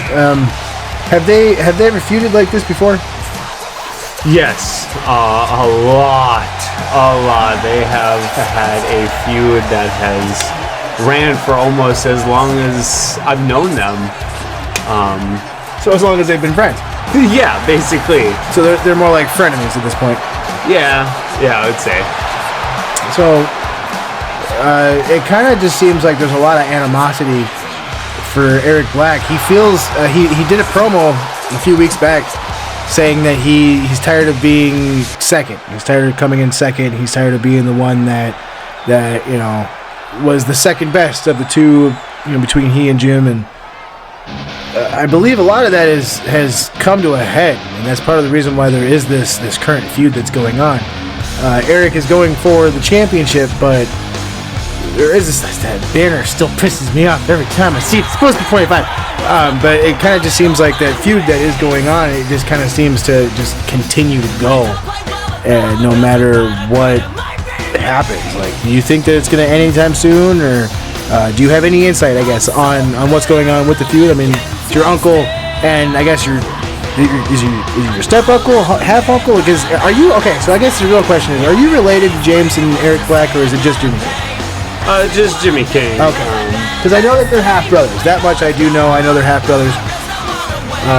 So that was always something that I was curious about. I didn't know if I could just ask, so I probably should have just asked first. But that's not what I do. Philip Cup doesn't do that type of thing. My bad. Yeah. Trying really hard not to talk about your uncle's entrance, man. It takes forever. Well, he likes to make a good entrance and everything, and he does like to take his sweet time. Is it a mind game thing?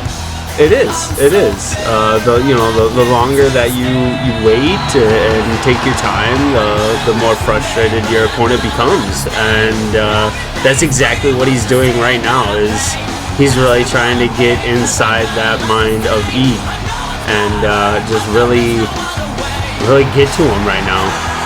So that is something that he does. You see, I've asked him hundreds of times. Hundreds of times.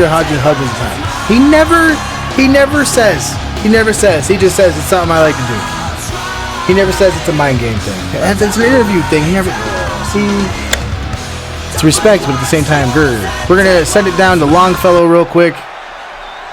So probably the last time, at least for a championship match, he'll be doing this tonight.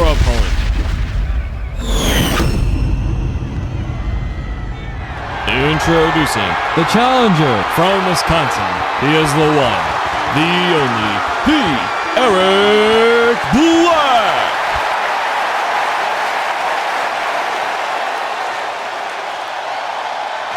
Your champion and his opponent from LaCroix, Wisconsin, standing in at 5 foot 10 inches tall. He is your Chippy Wrecker champion, the Spud himself, Jim E. King! So we have Jimmy King there celebrating with his title, going up against Eric Black. Do you think that he'll retain? Yeah, I do. By now, I feel like he knows Eric Black well enough that he might be able to ward off the fight a little bit. Maybe without a question, it's going to be a good match here. This is going to be one of those on the edge chair sitters. Okay.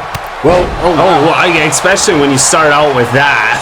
Jimmy King coming out with a meteor right out of the back, and he just points at his buddy like, haha, pal. So Jimmy King just coming out firing.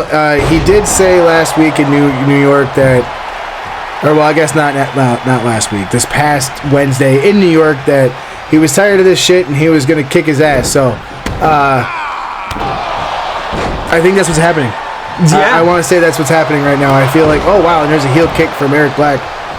But I mean, the little bit that I've known Jimmy King, when he gets tired of something, he's tired of it. And it kind of seems that's what's going on here with Eric. He does seem to be a little fed up with the situation. He just kind of wants to be here and wrestle. In fact, he's already talking about his next match. He's got a title defense against Byron Kopp in Lafayette here this coming Wednesday on Ambition. So he's kind of discounting Eric Black already. He's kind of passing him off, saying, I'm going to beat him. something that we're used to seeing from him? Yeah, absolutely. We got Jimmy King looking for something. He found himself a ladder. And Eric tries to kick him with the ladder in hand. I don't know how well that went.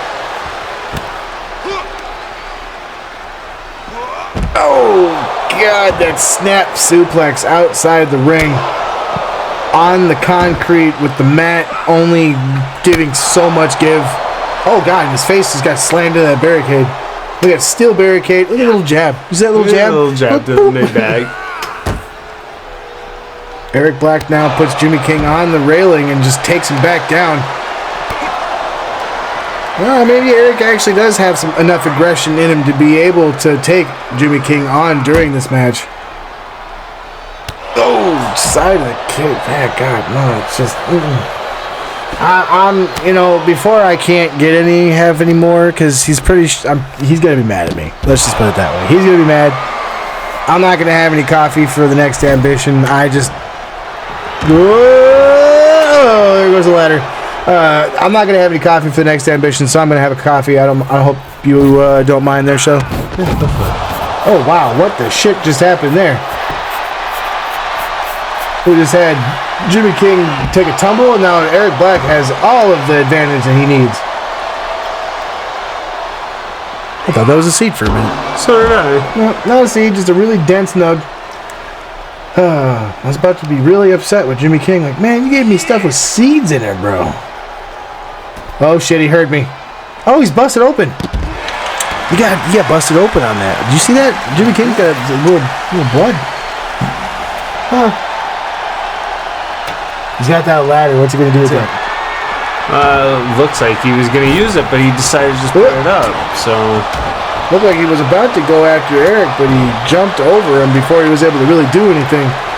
It was a devious mind. I've seen some interesting things from Jimmy King over the course of the last year or so while doing commentary for this match, as well as when I see him on the indies. And, I mean, I will admit, he can put some people through some shit, but that was a Samoan drop from Eric Black. There's the pin. I only gets a 2 count. Eric Black now trying to take control, and there's a jawbreaker. Well, like I said, he just shrugged off that drop kick. Low rope drop kick. I'm going to hit this coffee real quick before I no longer am allowed to have any because Jimmy King says no. There's a standing shooting star press. Instead of grabbing the rope, he kicks out. But we're going to have this coffee real quick because, like I said, he going to get mad about some shit. Show. Tell us about young Jimmy King and wrestling with him. What was that like while I hit this coffee? Oh, man. It was great to really learn from him on different moves and stuff. Like that shooting star press. It was interesting, without a doubt. Did he ever teach you the shooting star press, or did he use it on you, or he taught you? He used it. He used it on you. Yeah. When you were what, like 10? 8, 10, somewhere right around there. Very young. Your head's like the size of his knee. Huh? Man, it's actually a pretty big knee. Never mind. But the point is like, okay, so shooting star pressing 8-year-olds, or shining wizard 8-year-olds. Shooting star press something Eric probably did. I don't think Jimmy King can do it. Can he do a backflip? No. He really can't do a backflip. That's something I don't ever think I've seen him do. Meeting of the minds there. Really trying to get him into that table. Oh. He hit his own move. Oh? He faded Eric Black through the table. And I think we might see that pent-up aggression that Eric Black was talking about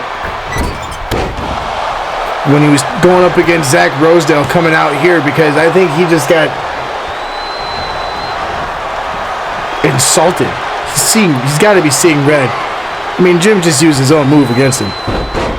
Most definitely. Oh! So far, Eric has really come flying out. Oh, and the knee to the face. I mean, it kind of seems the way that Eric Black wrestles, the way he definitely wrestles here, he seems to always come flying out the gate. He doesn't always really kind of think about what he's doing. Looks like he might get a Jim Psycho knee to the face. Oh, he does. Yeah, it kind of seems to me that, especially when he picks his opponents, he doesn't think it fully through. I mean, he's got up against Brody King. I mean, he's a very, very, very big guy. And he didn't fare too well. Let's put it that way. So, I mean, he kind of did the same thing against Zach Rosedale. Zach Rosedale ended up beating him.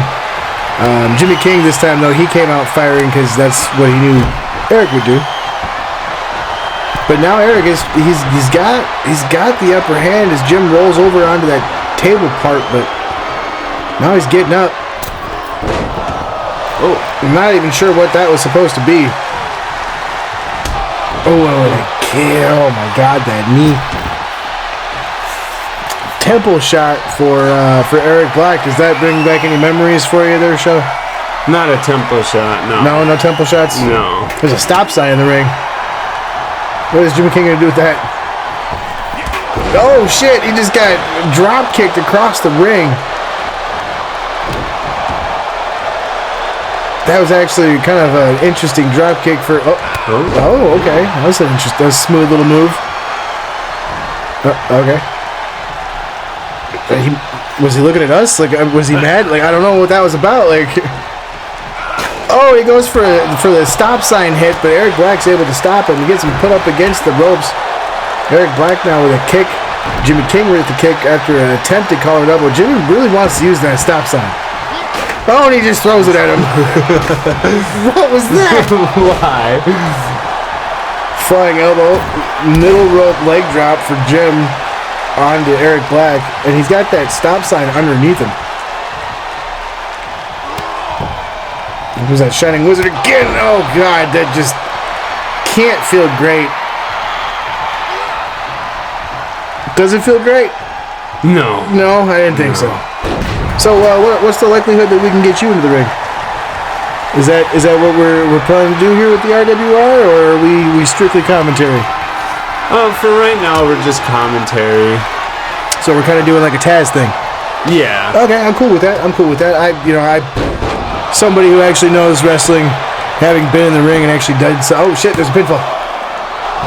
And Jim's able to kick out. Is that even a 2 count? Oh shit, we got the referee, and I believe now we do have Thaddeus in there. Kind of in the mix a bit, as he shouldn't be. We got a jawbreaker from Jim. Yeah, we do have Thaddeus. It is Thaddeus that's in there. Jimmy King with a kip up after another head scissors takedown. Where's he going? Oh, he's trying to draw Eric out of the ring. Smart. He's trying to take him out of the ring a bit. He doesn't... Oh, shit, that drop kick against the ring apron. I mean, as you know, but the crowd doesn't.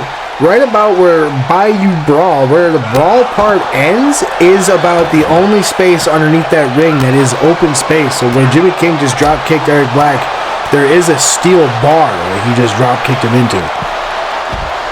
And a handstand takeover from Jimmy King, and there's one of those, oh geez, disaster kicks to the face. I don't know if that's what that's called, but that's what I'm calling it, because I don't know what it's called. I don't think there's actually a move for it. Oh, and they collide one more time. And again. And this time Jim just starts punching and kicking him. Oh, yeah. God, you ever been slammed on concrete? No, I have not. You are lucky. No, that's the wrong thing.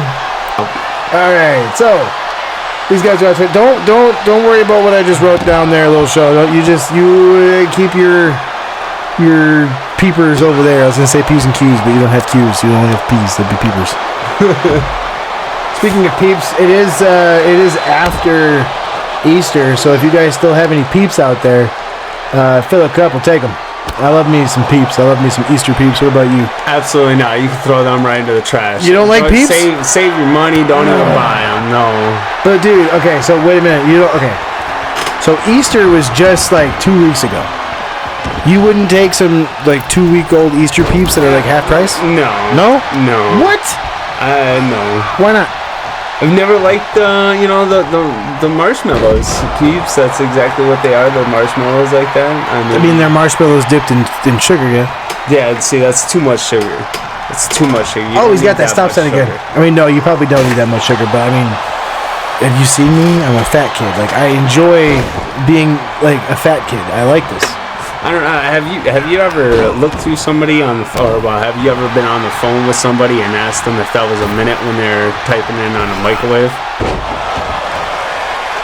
Are we FaceTiming or are we just on the phone? Just on the phone. Yeah, I have. You have? I mean, they have a specific cadence when they beep, deep, deep. Like exactly. it sounds exactly. If you can do that through the phone, then you know you're a fat guy. Oh hell yeah, I'm a fat kid. Yeah. Oh hell yeah. Yeah, absolutely. Oh yeah, no, I did that one time. A buddy of mine, we were playing video games, and straight up, deep, deep, deep. Yep, that was a minute, huh? And sure enough, yeah, in a minute. You ever do that? I have. And you did? Oh my god, I did. Hell yeah, we're gonna get along great. I don't know what Jimmy King's doing there. He's just waiting for Eric to get awake there, and they're just collide. Why do they keep colliding like that, you think? You know, I think they're trying to do a move, but for some reason the brain just lags. Well,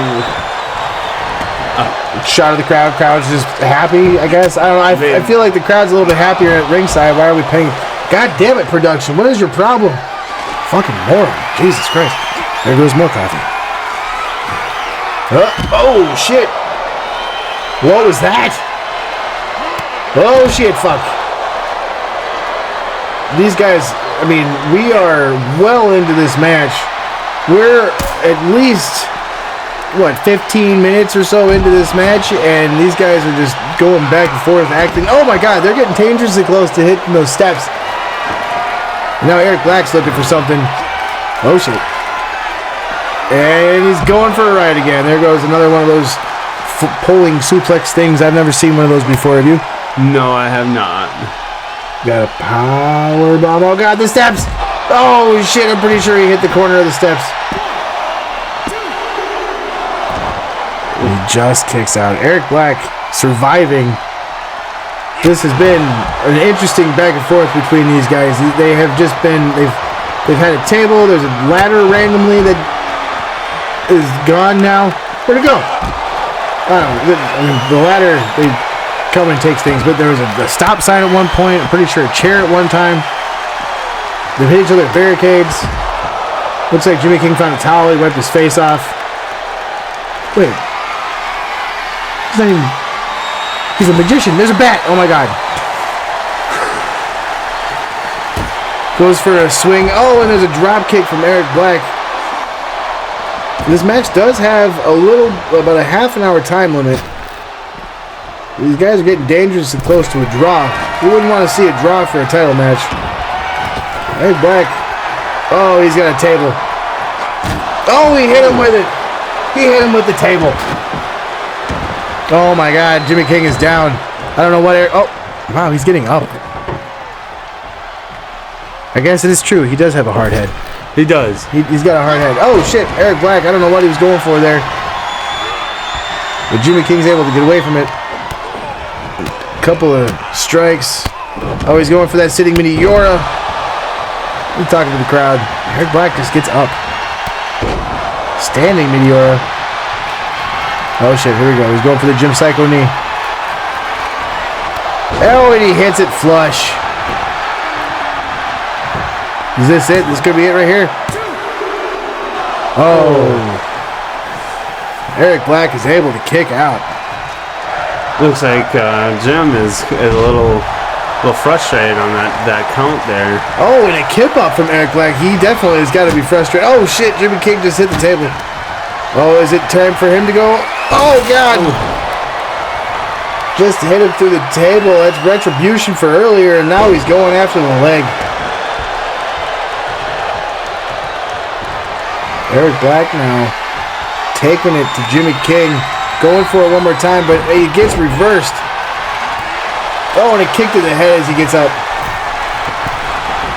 He's going to swanton him. Nope, big jumping Jimmy King leg drop. We don't really have a name for that one yet. And a pinfall. 1, 2. Oh, Eric Black is able to get out. Yeah, there he is. He's getting a little frustrated. You don't typically see that type of frustration out of Jimmy King. Nope, there he's going for the Dominator. Oh, and Eric Black's going to get the elbow. God, this has just been one of those hard-fought battles. Oh, and there's that Shining Wizard one more time. Oh, he's calling for the Jim Psycho knee again.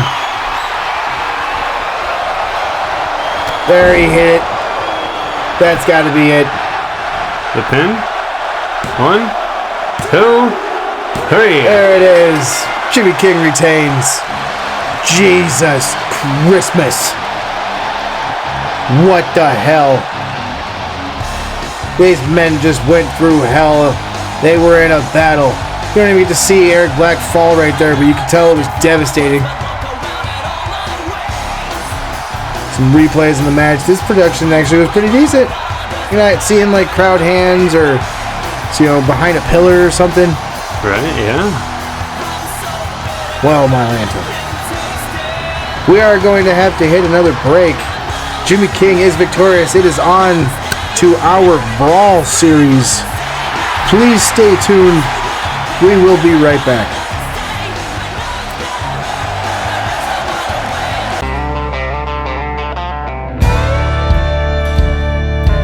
Fairfield gets hot in the summer, so does Baton Rouge. Never bother me much, cause I'm never staying long, always just passing through. Never did meet my father, never did have no son. So when my time is over, oh, my name is dead and gone. I'm on a last train to nowhere, and it's running right on time. I'm in no rush to get there, right until the end of the night.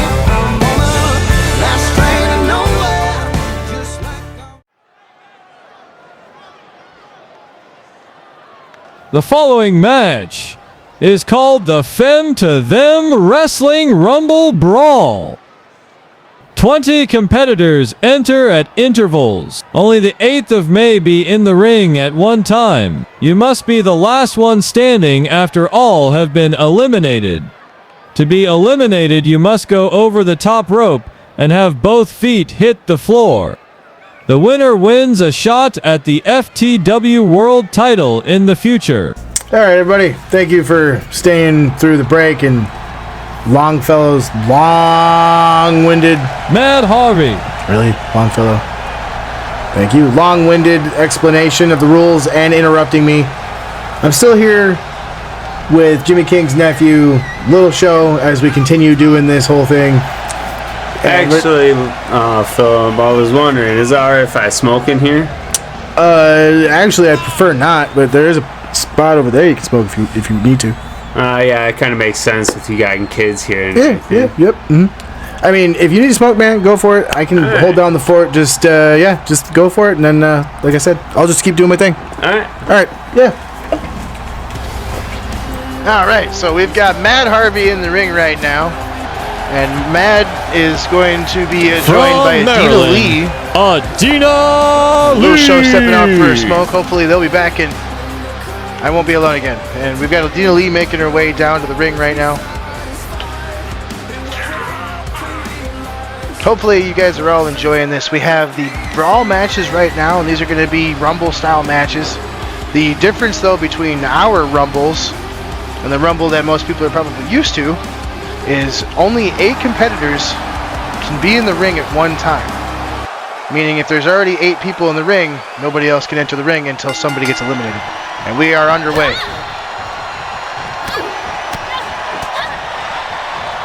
We've got Adina Lee going up against somebody that I don't know if she really knows that well. Mad Harvey is a recent signing here.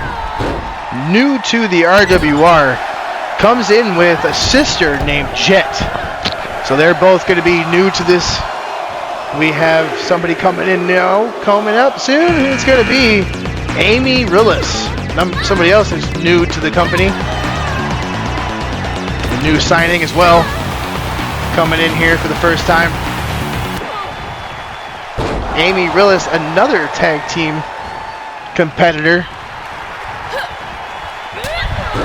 Teammate is Hemlock. That's an interesting name for a tag team. So coming down here now, in a little bit, it looks like we are going to be joined by our next competitor. Louisiana's Trace. Now, I know I probably sound a little bit different than I just did a moment ago. It's because I switched to the wireless. Little Show's gone. He's just gone. He's not outside. He's gone. He took off. So Little Show has vacated the premises, which is all right by me. He was a great help. I appreciate him sitting in, and hopefully he'll be around more often. We are moving right along with our Bayou Brawl match here with the FTW. It appears that we've had a few people already. Oh, no, never mind. Marvelo Who coming down now at 5. And we're going to have a little bit of Jimmy King's Coffee Joint coffee.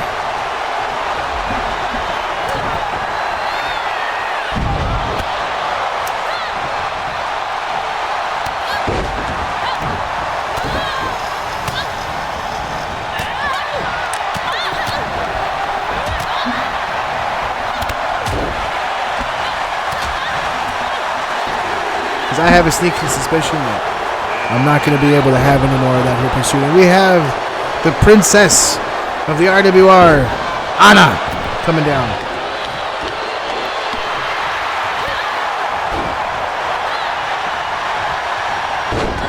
Anna's been around here a little bit. Fun to up. There goes Anna. Never mind. Anna's gone. Anna met her demise quickly. Marvelo Who, the biggest competitor in that ring right now. And we have another new signee, another tag team specialist, Britt Ray Donley of the Donley Sisters.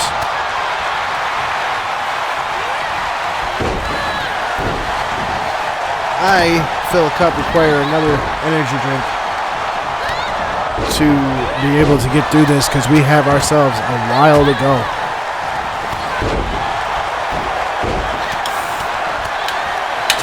And now we're waiting on our next competitor. We still have 1 and 2 in the ring. And now we have our 8th competitor.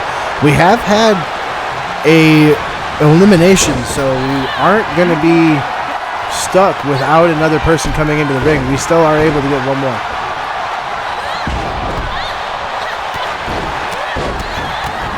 Deidre Moon goes immediately after Mad Harvey. Maybe some bad blood there. Oh, and a leg drop attempt out of Adina Lee, but Amy Rillis is able to get out of the way. Moves out of that way and moves right along. And oh, there's a high side kick from Mad Harvey to Deidre Moon. And now we are waiting on our 9th competitor of the match. We are almost halfway through our field. Oh, wow, and Las Villanas Trace almost gets thrown out, and Sunari is coming down.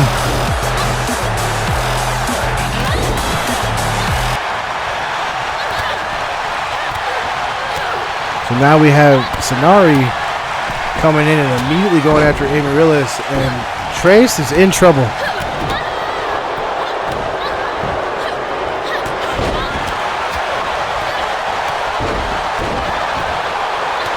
Punches. This match is ridiculous. Yeah, I don't think Little Show's coming back. He's gone. He's just gone. He's not out there right now. He's not in the building, everybody says, so he must just be gone. That's okay. We have Adina Lee now coming in with another leg drop. This again to Matt Hardy. Mad with a D.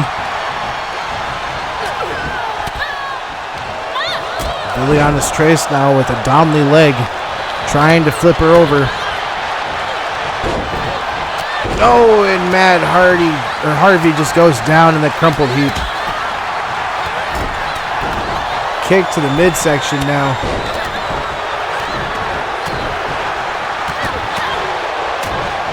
We have Mad Harvey taken after Adina Lee.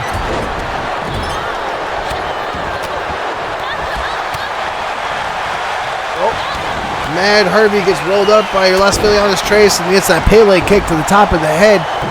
Trace is on a roll. Oh, there's a 630 senton. Good grief. I didn't even know that they could do that. And Amy Rillis gets taken out of the match, and we are about to see our 10th competitor. Amy Rillis bleeding a bit. We got Deidre Moon also outside the ring there. Or outside the other side of the ring. Good Lord. It's been a long night, everybody. Amy Rillis outside of the ring. Las Filianas Trace. We got Britt Ray Donnelly in the process of getting taken out, or trying to be taken out by Mad Harvey. Mad Harvey and Britt Ray, from the sounds of it, they do have a little bit of a history between the two of them. The Harvey sisters and the Donnelly sisters.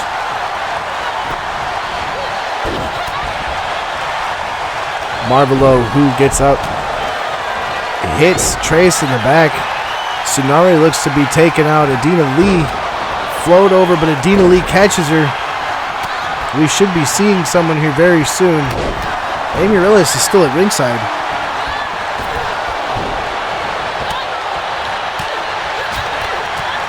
There she just power walking out there. Look at her go. She's power walking, just having a time.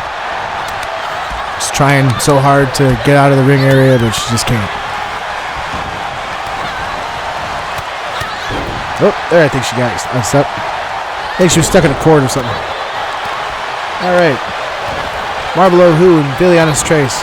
Adina Lee and Tsunari. Mad Harvey and Britt Ray Donnelly.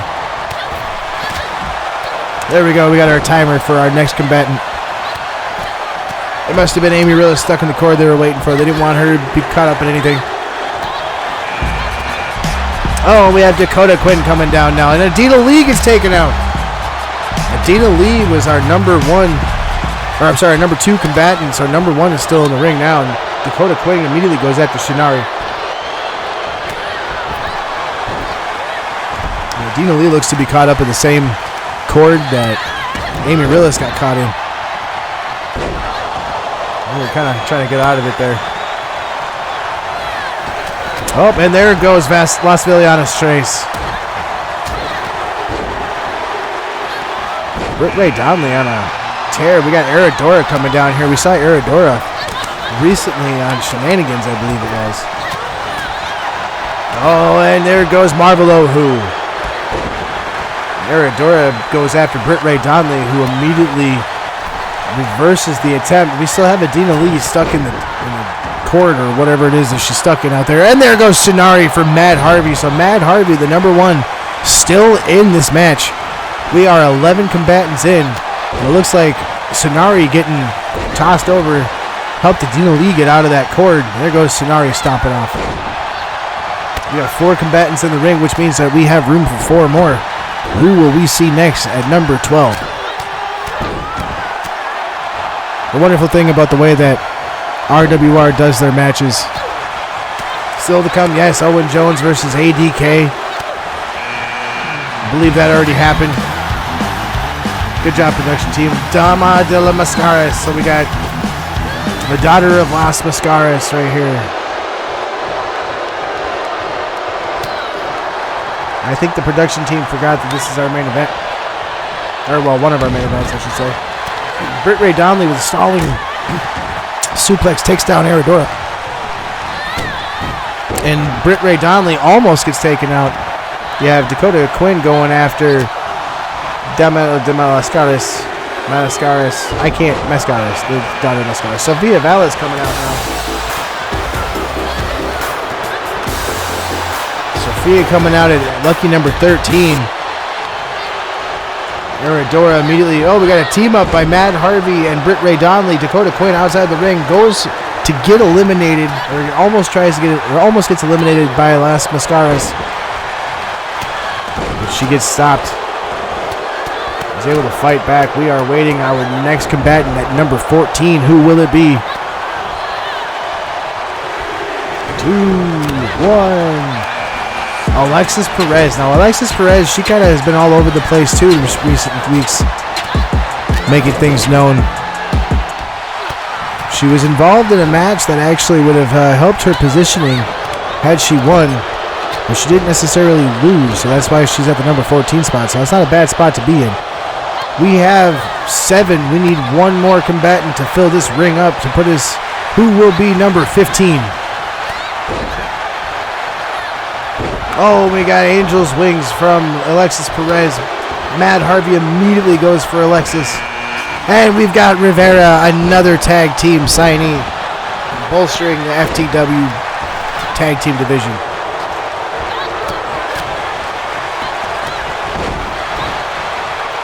Rivera now, who is absolutely huge. Their tag team partner, Bonanza, is a smaller version. Alexis Perez taken up onto Britt Ray's shoulders. And we now have a full ring, so we won't be able to have anybody else until somebody gets eliminated. Dakota Quinn trying to make that happen, taking out Sophia Vallis, and there she goes. Dakota Quinn with an elimination. Now we have Alexis Perez being eliminated possibly by Mad Harvey, and no, she saves herself. She's on the apron. We've got Dakota Quinn now, not really smart if you ask me. We have the two biggest in the match right now, Aradora and Rivera going after one another. And Dakota Quinn kind of tried to go after one of them. And that probably was not the smartest move on Dakota Quinn's part, but she's still in the match, so. Rivera currently in trouble by Aradora. They did not almost went over the rope, but Aradora was stopped. Rivera was able to stop them. We are now waiting for number 16. I believe it's 16. Thank you all very much for watching Bayou Brawl with us tonight. I'm still annoyed that banner says 24. It's supposed to say 25. We got Camille Chase coming out at 16.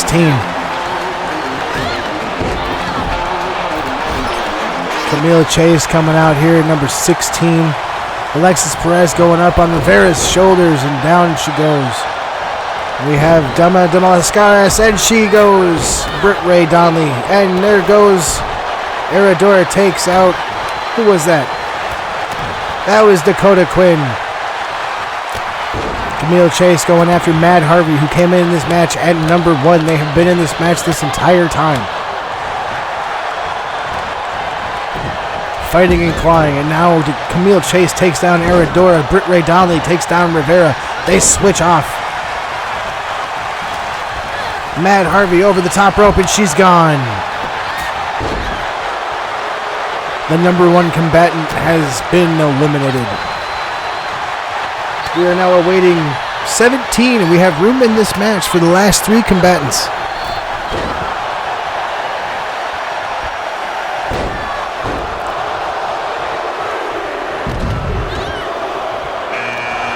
And we have Gabby Koenig coming down. Haven't seen. Oh, there Rivera got taken out right there. And Gabby coming into this match, one of the smallest competitors we have in the RWRs, height-wise, taken down by Camille Chase immediately. You can see Mad Harvey and Rivera both caught in cords, it looks like, in the ringside area once again. Aradora takes down Alexis Perez. Camille Chase taking down Gabby. We got Aradora and it looked like Britt Ray trying to fight, but we had Camille Chase and Gabby in the way. Gabby now against the ropes. She goes, and oh my God, she sidesteps Camille Chase, and Camille Chase is taken down. And now we have Alexis Perez taking liberties with Gabby. Our next combatant, number 18, is going to be Bonanza. And interesting enough, Aradora, was it Aradora took out Rivera? I'm not sure who took out Rivera now, but Rivera, Bonanza's tag team partner, just outside the ring there, having just been eliminated. You can see the height difference just in general. She's big, but she's not as tall as Rivera. Gabby throwing around at Alexis Perez right now. Aradora giving a toss to Bonanza. Coming in at number 19. Who could it be?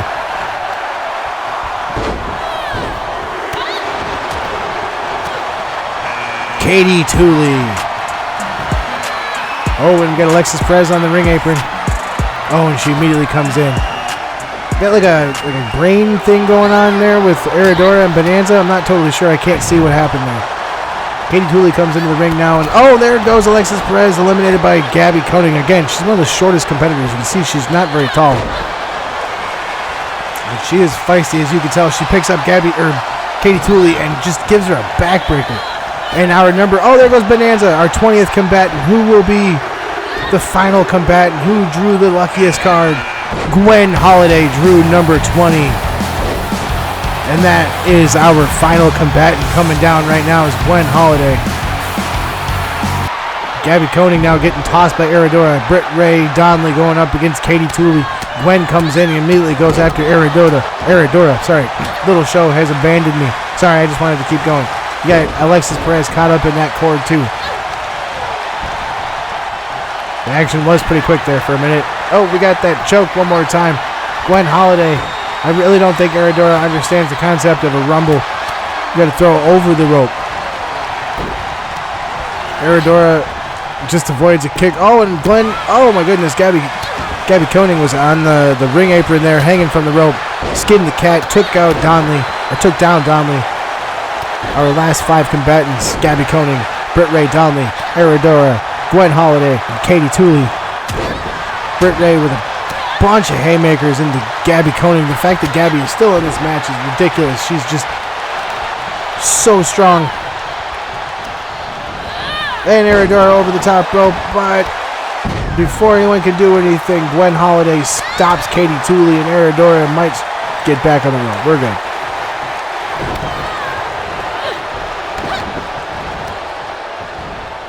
Gwen Holiday and Gabby Koenig in the mix against Britt Ray there, and there's a splash from Gabby.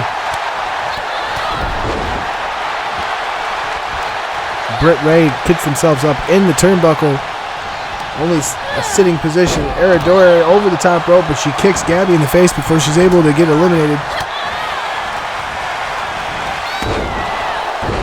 Side effect from Gabby onto Aradora, and this time a knee into the face of Britt Ray. You can see that Gabby is starting to get ahead of steam. Katie Tooley walks over now and goes after Britt Ray. I believe Britt Ray Donnelly is the one that's been in this match the longest now compared to everybody else. Katie Tooley now some punches in the midsection. Aradora gets out of a suplex attempt by Gabby. Oh, Britt Ray Donnelly got eliminated. I didn't see it. Just a fluid motion. I didn't realize that she got eliminated. We are down to our final 4. Gabby Koenig flips over the back. Gwen Holiday takes Katie Tooley down in another kick. The strength of Gabby, the thing is with Aradora too, is all she's got to do is just put her feet down. And you would have no way of knowing. Oh, and a power bomb. Oh my God. He just power bombed Aradora. The fact, it's the strength that she has. Oh, and a captured knee strike from Gwen Holiday onto Katie Tooley, and another splash. 2 splashes from Gabby onto Aradora. Hit to the midsection from Katie Tooley on Gwen Holiday. Oh, and a hit in the back. Oh, and a back body drop takes Gabby down.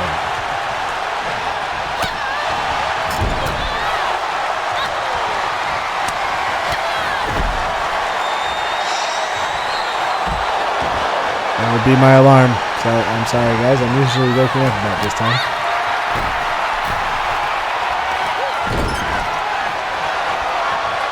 And now we're down to 3. Gabby has been eliminated. We have Aradora just taunting over here while Katie Tooley and Gwen Holiday fight amongst themselves, and Gabby is caught up in that cord as well.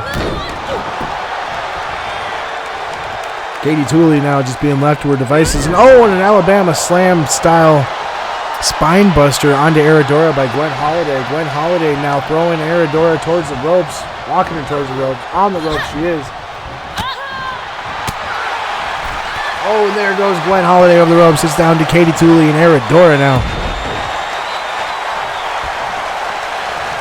Aradora picks up Katie Tooley, hits her in the back of the head. Katie Tooley down. Aradora is calling for it. Katie Tooley has been goozled. Nope, she's got out of it. She rolls away. Back heel kick.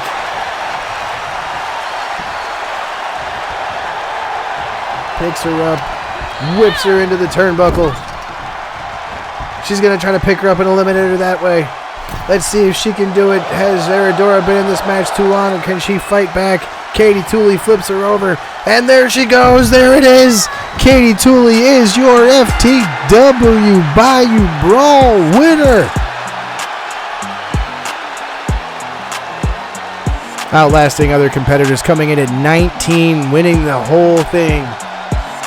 Katie Tooley is your #1 contender for the FTW Championship. We'll be back with the Chippy Wrecker Pro 1.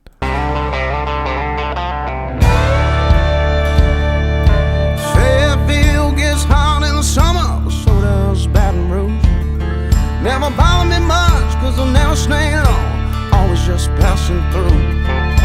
Never did meet my father, never did have no son. So when my time is over, oh, my name is dead and gone. I'm on a last train to nowhere, and it's running right on time. I'm in no rush to get there, right until the end of the night. I'm on a last train to nowhere, just like Right back to it, guys.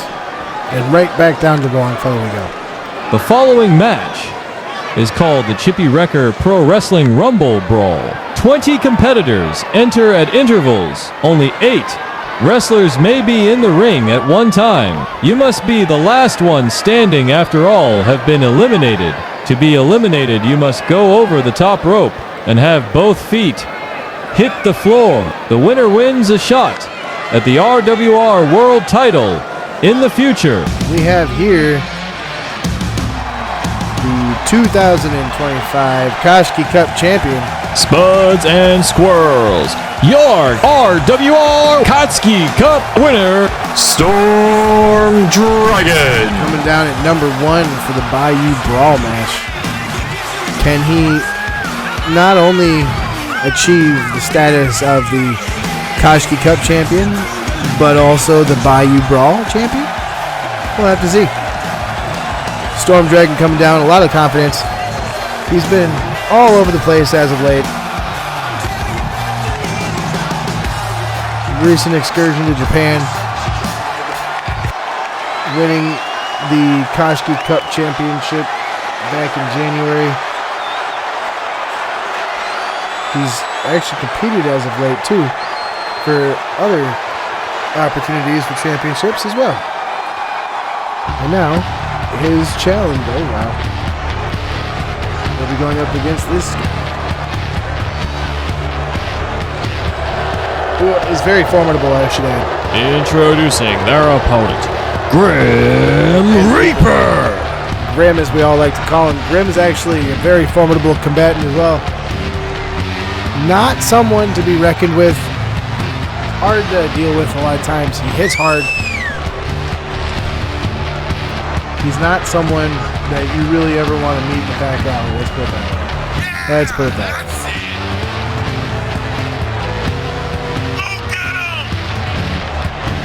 Kind of got a little bit of a Punisher vibe to him. Not coming down to the ring too fast.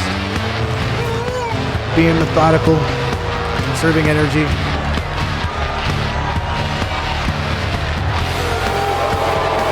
Making sure people know what's going on. He is coming in at #2. So we got 1 and 2. We got the Storm Dragon and Grim.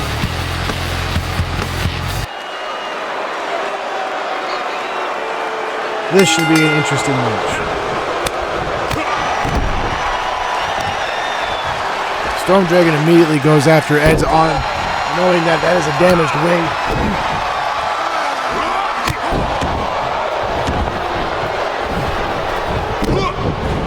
The intervals, I've not yet understood exactly what the intervals are, when there are intervals. But we know people are coming in. The crowd's counting. And we've got Filthy Rich. Good old Uncle Rich himself coming down. Uncle Rich of Bernie's Boys.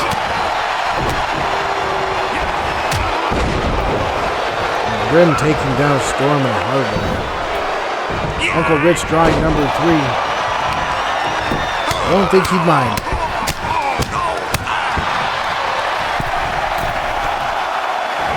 Storm Dragon goes up for a little bit of taunting, and Rich didn't seem to like that too much, and we have number 4 coming in. It's Jono.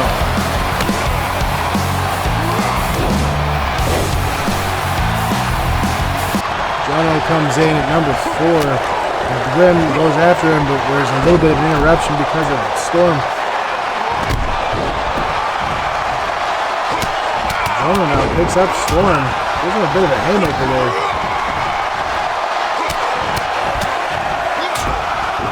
You got the next combatant coming in while Rich is just going after Ed. Just taking him down. We got Reese Trello. Wow, I'm surprised that he managed to get in here. Reese isn't even going to have music. He normally doesn't get music. He's kind of a enhancement talent, really. Reese is in the match. Let's see how long he can last. He doesn't usually get many matches. He's had a few decent ones. Dragon showed a good match with him. Storm's kind of perplexed. He's kind of confused, but we are about to have, I believe, number 7? 6. Number 6. Sensei Tadpole.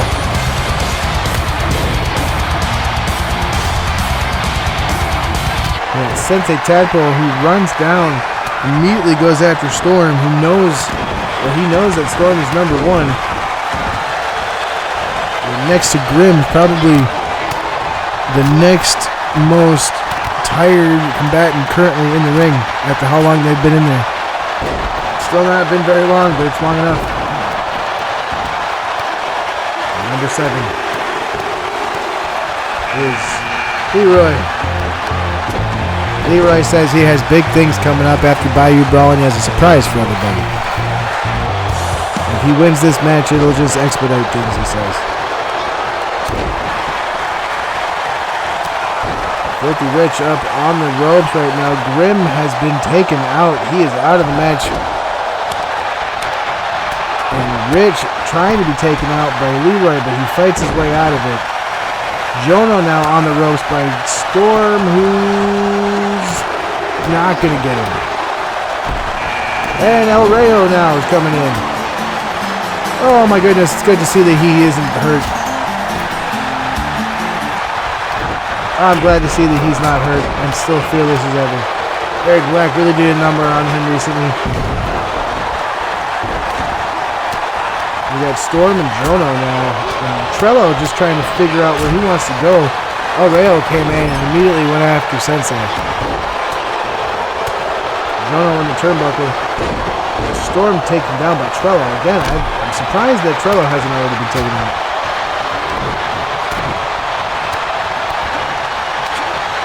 Do we have 8 competitors in the ring? No, I do not believe we do. We need one more.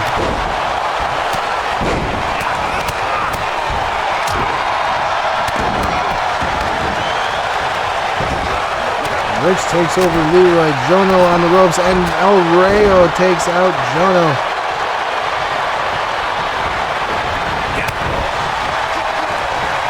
Jono being eliminated. Oh, and Rich takes down. Oh my goodness, the Rich block takes Trello down hard. Our next competitor coming down to the ring now at number 9 is Mar. Haven't seen Mar in a while. They've been injured. Oh my goodness, and there goes Leroy. Haven't seen Mar in some time. Glad to see them. And immediately we have Jono caught up in what looks like the same cord. Mar thrown into the rope. There goes Trello, and El Rayo goes after somebody else instead of... Oh, he tried to get Trello, but Trello stayed able to hold on. Mar goes going after Sensei. Oh, and Sensei with a jawbreaker to Mar. Some kicks from El Rayo. Storm's still in this as well. The number 1 combatant. The number 1 combatant came out number 1. Jono caught up in that cord. Make sure you guys check out Some good old quality Rep Sports Raise energy. The only thing that keeps good quality people like myself going. Mar standing in the ring now with a little bit of gambling. Sensei got taken out. I'm assuming that's where Mar came from there. Oh, and there goes Oreo. Rich takes out Oreo. Coming in at number 10, Tonga coming back for a trip. Coming back for the pay-per-view, huh? And Sensei caught up in that cord. I really figure out what's going on with that cord, guys. Storm getting taken down pretty hard, but he's kind of got himself in a decent position. You have to go over the top rope. So if he gets hit down, he's not out. He'll have to just back up.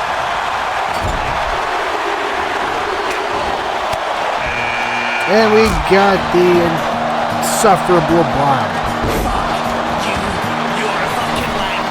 It's not what he's called. It's the revolting blob, but insufferable blob also works.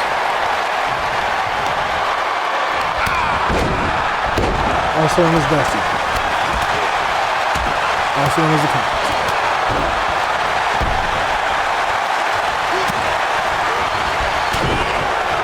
Dusty immediately goes after Rich, who's now in the turnbuckle in a bad position.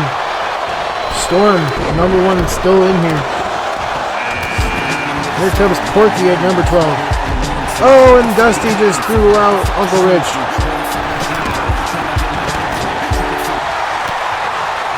Porky now in at number 12. Surprised Reese Trello is still in the match.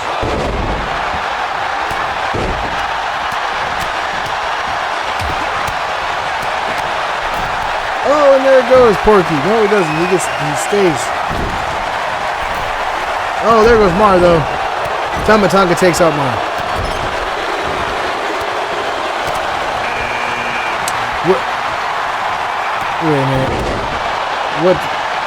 Hey. What? Wait. Hey. Wait a minute. What happened here? Oh, shit. Tonga takes down Porky. Porky goes after Tom. I'm very confused. There's 2 Porky Camaros in the ring. Is he a twin? It is being confirmed that Porky Camaro is in fact a twin. His twin's name is Camaro Porky. Really? That's what they named him? Who does this? Who does this stuff? Like, what is this? What kind of trickery crap is this? One of the Camaros.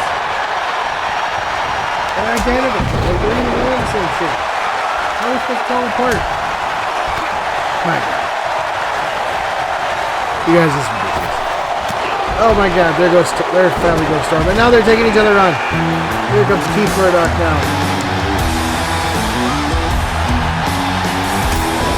Keith Murdoch coming down to the ring now at number 14, I guess. So what, are these guys just like a package deal? Or there's 2 of them? So they get the entry separately? And that's... I'm perplexed. By the way, little show just took off, guys. I heard he's gone. He's just gone. Oh yeah, I'm on a plane by now. I'll just go.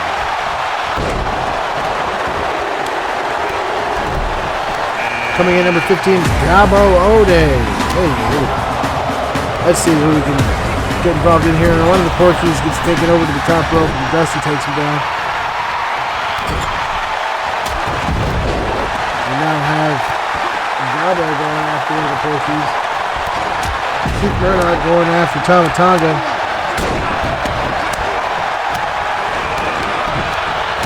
Dusty going after Porky. One of the Porkies. Gobble with a Pele kick. And coming in number 16 is Dalton.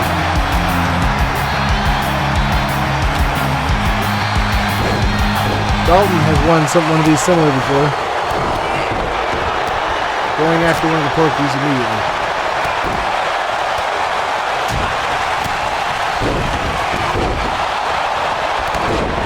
Owen hits that suplex. Beautiful.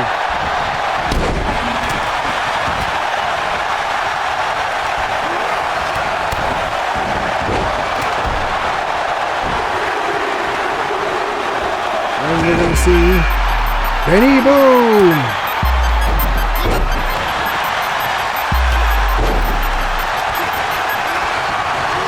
Benny Boom now makes it down. We're pretty close to the end here. We've got a full ring. Somebody has to get eliminated.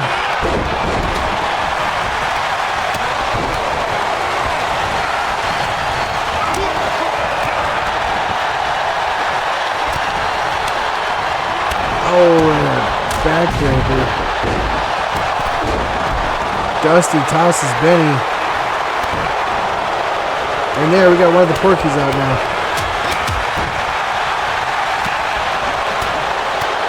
Benny now taking on Keith Murdoch. This has just been all-out war. The winner of this will be the #1 contender for the RWR World Championship, which is still ADK, the champion.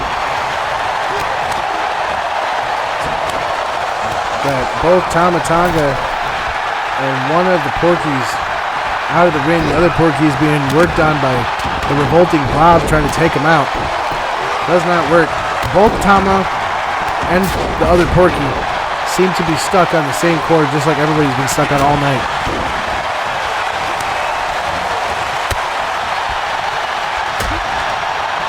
It's supposed to be a 20-person brawl, but it became a 21-person brawl. Gabo Ode trying to take Benny Boom out. Benny Boom in a very bad position.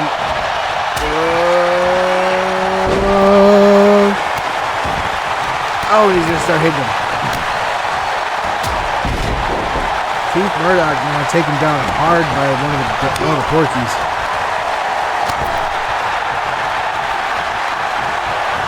Dusty comes in now after one of the Porkies. Oh, and there goes Dalton. And Keith Murdoch is going to celebrate, and immediately the counter starts.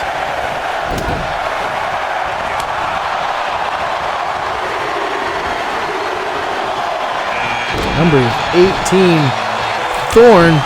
Heck yeah. Thorn's coming down now. We like to see Thorn. We've seen them recently win their shot here. Coming in here. Recent match, they had the opportunity to raise or lower their stock, and they raised it pretty damn high for number 18. One of the other Porkies finally has been taken out. The Revolting Blob taking him out. Going after Gabo, Revolting Blob gets punched in the face. Number 19 coming out next is John Wild. John Wild was also in our Riot Maker match. Won his opportunity to be this high in the numbers in that match. Dusty catches his foot though. We have room in the ring for our final competitor. But the question is whether or not the backstage area is cleared, or the ringstage area is cleared for him to be able to come out. Or them. So. Oh, and Thorn over the top rope, and oh. You can see one of the Porkies kind of stuck in one of those ropes as well. Oh, and here he comes. Number 20. Ish.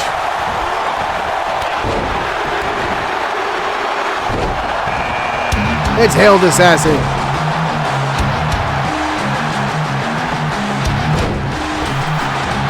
Hailed Assassin comes in, and that is it, everybody. That is our final competitor.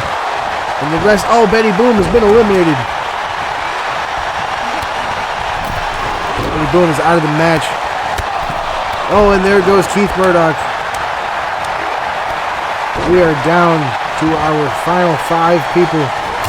Hailed Assassin, who just came into the ring at number 20. Thorn at number 18. John Wild at number 19. Gabo Ode, which I can't even remember, and the Revolting Bob Dusty. Also, I can't remember. A backstabber from Hailed Assassin takes Gabo down hard, but not out of the ring.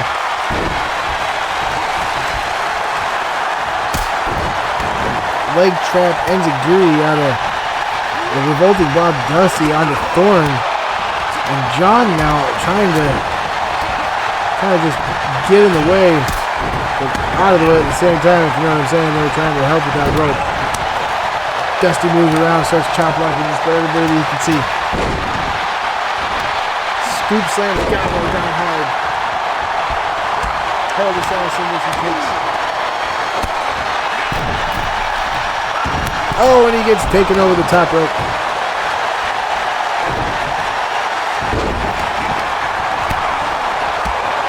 We are down to our final four. Dusty is out of the match.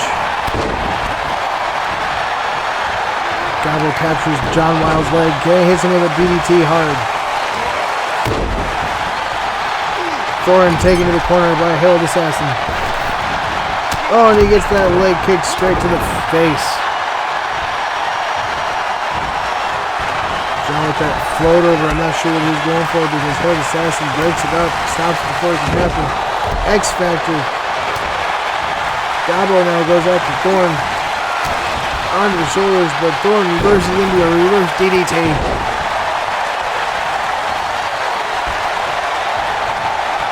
Calling up a tie-up. Thorn throws Gabo over the top rope. Gabo is hanging on for just barely real life. He's really being pushed hard.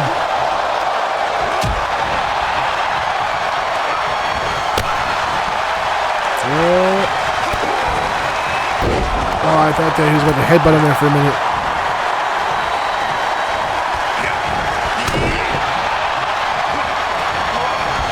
Because the head scissor takeover. Oh, and his standing shooting star press, but the knees get up from John Wild. Oh, Wild, man, he's a big dude, but he can move. Oh my goodness. I guess that's similar to Hill being a small dude, but he can still move.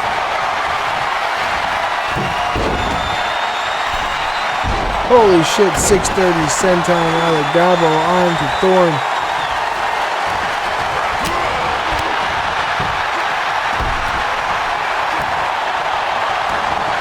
No pinfalls in this match. You have to eliminate your opponents by throwing them over the top rope.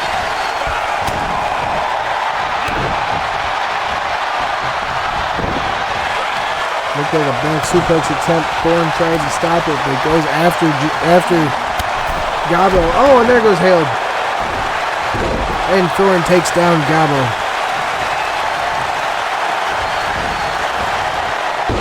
We're in our final three here. John goes over to relax in the turnbuckle. Hailed doesn't seem to like that. Immediately starts punching. Oh, takes them down hard. Gabo's back up on his feet. Oh, and a huge quick running pump kick. Takes down Thorn. He's going to hit him with the... I'm not sure what that was. Hey, 630 senton for himself.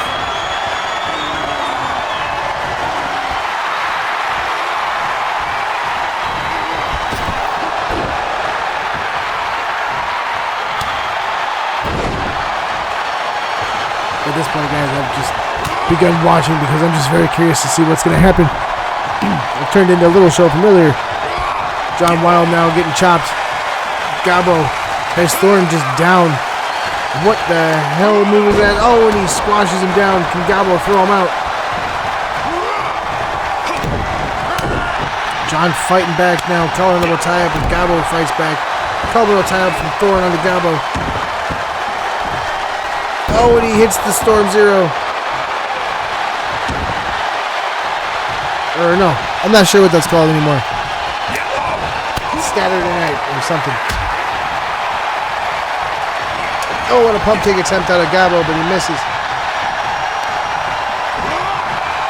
Thorn goes up for an elevated facing fade to black flatliner style. Gets punched in this. Punches John in the stomach. Good lord. Swinging side slam. John rolls out to the apron. Gabo now gets taken down by Thorn. Usually we see this much ferocity and back and forth in the last two competitors, but this is the first time we've seen this much back and forth in the last three.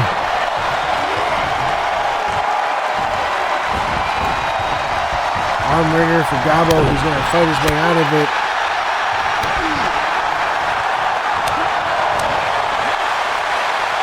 Thorne catches the leg and takes him down.